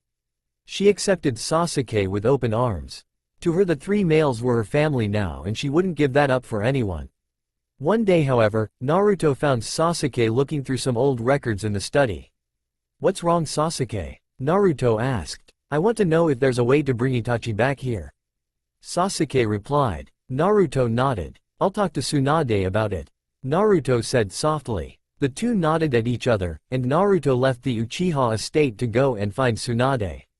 Tsunade had listened to what Naruto had to say. It had been rather early when he barged into her office and demanded to talk to her. She smirked inwardly. He's starting to act like himself more and more every day. She thought happily. A plan had already formed in her mind to bring Itachi Uchiha back to the village of his birth. She didn't know if he or Sasuke would like the idea. But of course that wouldn't stop her putting it to them. Naruto, you've been ranting for an hour. She stated firmly. Naruto gave a Cheshire grin, albeit a sheepish one, and waited for Tsunade to carry on. I have a plan, Naruto. But to carry it out I have to speak to both Itachi and Sasuke to see if they agree to it. You need to call Itachi here. Tsunade added kindly. Naruto grinned. I can get Itachi to come to the Uchiha estate. Sasuke will be there too. You can talk to both of them there, Ba-chan. Naruto exclaimed happily. He was out of the office before Tsunade could say another word. Tsunade shook her head in disbelief. Well, we'll see how all of this turns out. Tsunade thought to herself as she started on the mountain of paperwork she had for that day. Not a week later, Tsunade was sat in a room with Sasuke, Naruto, Kakashi and Itachi. Sasuke, do you want your brother back in the village? Tsunade asked. Sasuke nodded. He seemed a lot healthier compared to the last time Tsunade had seen him. He was washed, dressed and looked less pale. He seemed to be regaining his original complexion, rather than being white as a sheet. I have a plan, but I need to know if you two brothers will go along with it. Tsunade stated. Both Uchiha males waited for Tsunade to carry on speaking. My plan was to place the blame for the clan's murder on your father. Itachi, trying to defend himself, killed your father. Sasuke was just lucky not to be around. Tsunade said softly. Sasuke and Itachi looked at each other. Both seemed to be thinking hard about what they would say to this idea. I agree, Sasuke said softly. Tsunade looked at Itachi for his answer. Itachi nodded his assent. Tsunade gave a soft smile. Well, welcome back to the village, Itachi. Tsunade stated kindly. Not a week later, Tsunade was arguing with the council. This was nothing unusual. However, the council were against Tsunade's decision to allow Itachi to return to the village. It's ludicrous, Tsunade. The boy killed his whole family. Kaharu stated. I've already stated that that was not the case. Tsunade replied calmly. Homura glared. Whatever the case was, Itachi Uchiha committed murder. He can't just escape without any punishment. Homura hissed. He's been punished enough. He's been separated from his younger brother, lost his other family, including his mother. He spent the last 9 years on the run. I believe the time has come to show him a bit of leniency. Tsunade said softly. You're soft, Tsunade. You care too much about others. Danzo hissed. No, I care just enough, Danzo. Tsunade replied. She got up from her seat. This discussion is over. As Hokage, I get the last word. You're here to advise me, not command me. Now if you don't mind, I have a ton of paperwork to do. Tsunade stated. She left the room, with a smirk on her face, and left behind a bunch of angry elders. Sakura found herself feeling slightly nervous. She knew that Sasuke's brother was to come and live with them. She knew rather a lot more than the other villagers did. She had been told the truth of the situation by Sasuke. In turn, she had told him about Kakashi being her biological father. The group seemed quite happy about the situation. With Itachi coming back to the fold, they were going to be a full-fledged family. Sasuke was becoming healthier day by day, and Sakura knew it was because Itachi was coming back. Somehow, she wanted to thank him, but something made her want to run at the same time. I'll have to get used to the fact that he's not my enemy. Sakura thought to herself, as she carried on getting the groceries. Naruto felt rather tense. Things were happening at a fast rate. He had most of his memories back now, and every time he saw something he got a flash of memory. Not all the images he got were good. In fact, some of the memories that he'd remembered were rather horrifying. He walked home that day, to the Uchiha estate, and sat down on a couch rather heavily. He felt the weight of 1,000 glares on his back, even when no one was in the house. Naruto? Naruto turned to look at Sasuke. Hey Sasuke. Naruto said softly. His voice sounded heavy. You're remembering the bad stuff along with the good, right? Sasuke asked. Naruto nodded. Sometimes, I wonder what the hell I did. Then I remember what I am. I hate how ignorant people are. Be happy that no one knows about you, Sasuke. It's a heavy burden to carry. Naruto said softly. Sasuke sat next to Naruto on the couch. You don't have to carry it alone, Naruto. Sasuke said kindly. That's right, Naruto. The two turned to see Sakura in the doorway, carrying a bag of groceries. We don't care if you're a Jinchuriki or not. We're your friends for who you are. Whether or not you're a Jinchuriki makes no difference. Sakura stated happily. Naruto couldn't help but smile at the female of his team. Thanks, you too. Naruto said softly. Itachi was sitting on the deck outside the house. He and Sasuke had sat there so often, as children, that it seemed right to sit there and think. He felt someone sit next to him and turned to look at Sakura. I just wanted to say, no matter what happened in the past, that I want to be a friend. Sasuke and Naruto trust you. I know if they trust you, then so can I. I hope this'll be your home again, like it's ours now. Sakura said softly. Itachi gave the girl a smile. He also wondered what Kakashi might say to the idea. Itachi made a habit now of making sure Sasuke ate, trying to help Naruto regain the memories he'd lost, and attempting to make conversation with Kakashi. Kakashi was a hard man to please, however, so Itachi knew he had his work cut out for him. Why was Itachi trying so hard to get along with Kakashi? The simple answer is that Itachi knew Kakashi had become a father figure to the 3 young ninja of the household, and Itachi wanted to do his best by Sasuke. He had just returned to the house after a mission, to see Sakura walking towards the door, looking dejectedly at the grocery bag she was carrying. Itachi noticed that the bag was rather crumpled, and that Sakura seemed to look a little rough around the edges. He decided to find out what was wrong. Sakura? Itachi called out to the girl. She jumped in fright, and then sighed in relief, when she realized it was Itachi. Hi Itachi. Sakura said cheerfully enough. Why do you look like someone roughed you up? Itachi asked bluntly. Sakura looked down at the bag again. The villagers don't really like me. They see me as Naruto's friend, and they hate me. They wouldn't challenge Sasuke. They're far too scared for that.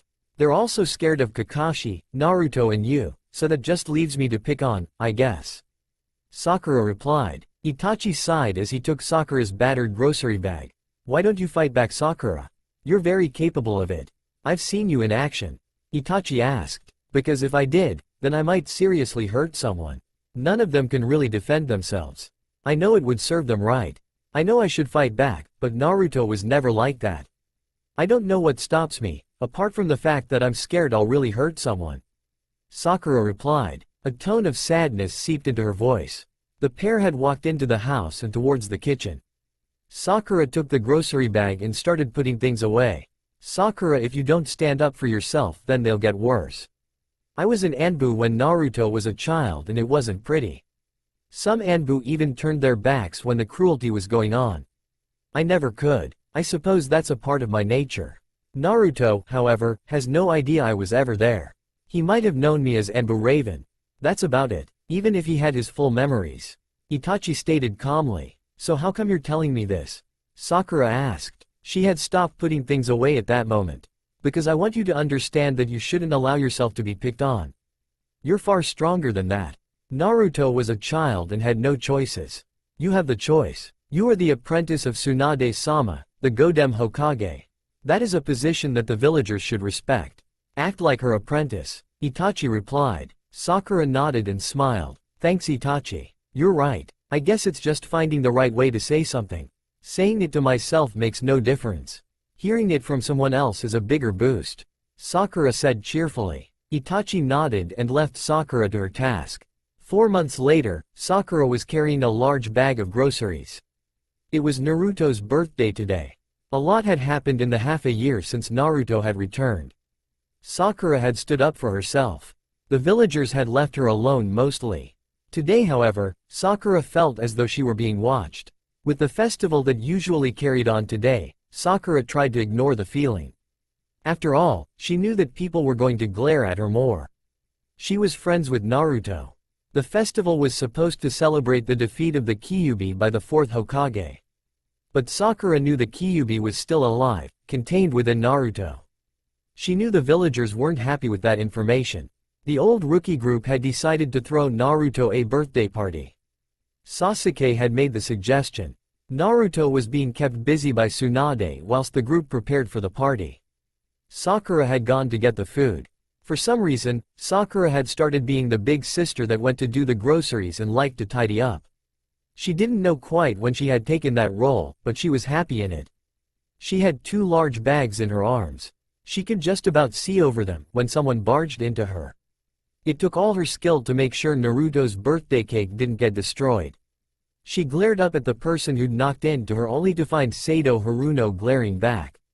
"Excuse me Haruno-san," Sakura hissed as she went to walk around but felt an almost bruising grip on her arm. "Where do you think you're going, Sakura? You should apologize to your elders when you bump into them." Sato hissed back at her. "You bumped into me Haruno-san. I didn't ask for an apology and I won't apologize for something I didn't do." Sakura replied. "You should apologize for that damn demon brat. Today is our festival, to celebrate it dying. But he's still alive. You should apologize. Any child raised by me should have slit that little bastard's throat in his sleep. But not you, huh? You're pathetic." Sato yelled at Sakura hatefully. Sakura bit down on her lip, trying desperately not to let his words get to her. "What's going on here?" Sakura and Sato turned to see Itachi standing there. "This is none of your business, Uchiha." Sato Haruno snarled angrily. "It's my business when you attack someone close to me. I won't allow you to hurt Sakura," Itachi stated coldly. He grabbed hold of Sato's hand, that still gripped Sakura's arm, and gripped hard. Within moments, Sakura heard a snap and a yell of pain. She saw Sato glare hatefully at Itachi. "If you so much as look at Sakura in the wrong way, I'll hunt you down, Sato Haruno," Itachi stated. "What are you talking about, boy?" Sato questioned hatefully. "I saw you watching her today, Haruno. Sakura doesn't need to be spied on. Just remember I'm watching over her safety," Itachi replied. He led Sakura away from the scene, taking one of the large bags from her. "Thanks Itachi," Sakura said softly. "Just remember, we're a family now. Sasuke accepts you all unconditionally and so do I," Itachi replied kindly. Sakura grinned happily as they walked back to the Uchiha estate. Kakashi was walking down the street when he saw the altercation take place. He smiled to himself when he saw Itachi step in. "I know Sakura would prefer I didn't jump in to save her every time there's trouble. But if Itachi hadn't shown up I would have ripped that bastard's head off," Kakashi thought to himself. He then opened up his Icha Icha book and started to read again. Naruto was sat with Tsunade and Jiraiya under a tree in Team 7's favorite training ground. His 2 elders, who were precious to him, were bickering amongst themselves. Naruto smiled at the pair as he lay back on the grass and stared at the sky. "Tsunade Ba-chan? Arrow Sennin?" Naruto asked softly. The pair looked at him. "I remember pretty much everything from before. I think I'm still missing some things," Naruto told them softly. "What makes you say that, kid?" Jiraiya asked. "I don't have a clue who my parents were. I mean, I know they were already gone when I was a baby, but someone would have told me." "Wouldn't they?" Naruto asked. Tsunade sighed. She'd known it would come to this eventually. "Naruto, no one told you about your parents before. They were worried about your safety," Tsunade said gently. Naruto stared at Tsunade from the spot where he was laying. Tsunade then proceeded to tell him about his parents. She hoped he would forgive her for keeping such a secret from him. When she was done, she waited for Naruto to say something. The boy just nodded. "It's okay, Ba-chan. I know why you didn't tell me when you found out. It's still a little hard to believe though," Naruto stated cheerfully. Tsunade felt relief swell up inside her at this comment. Jiraiya gave a goofy grin and pointed to his wrist sneakily. Tsunade nodded. "Okay Naruto, let's get going," Tsunade said cheerfully. Naruto nodded and the trio got up and started walking.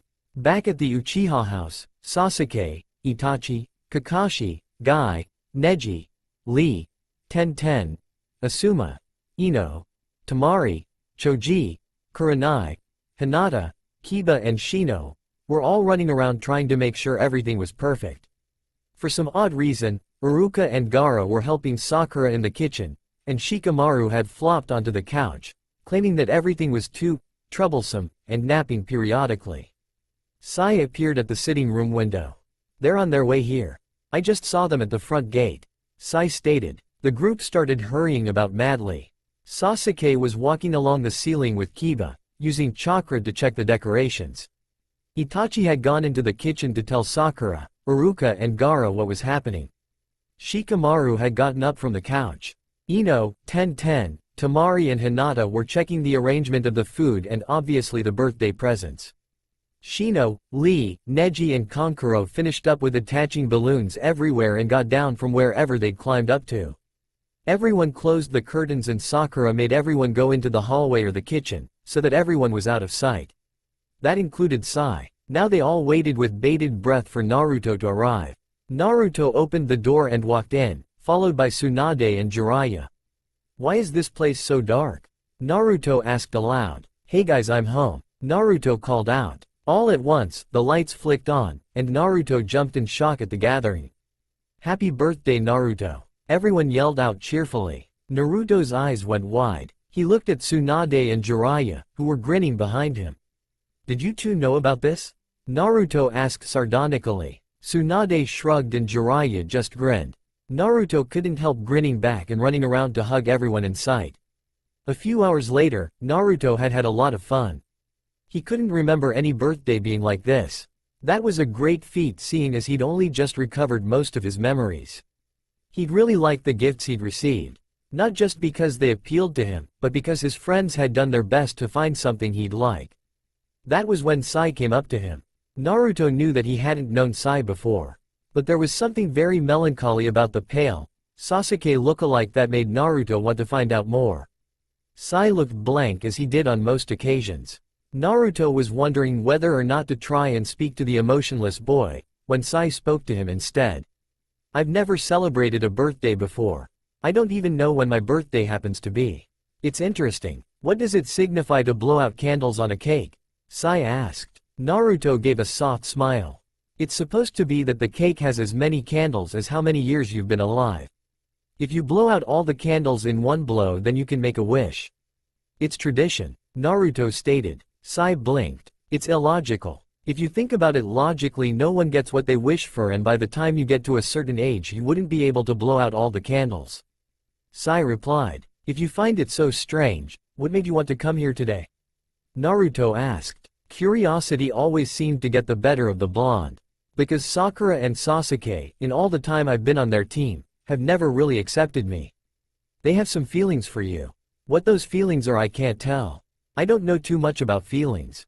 I was curious as to who you are, Naruto-kun. I wanted to know why you seem to inspire Sasuke and Sakura, and why they seem to care for you so desperately."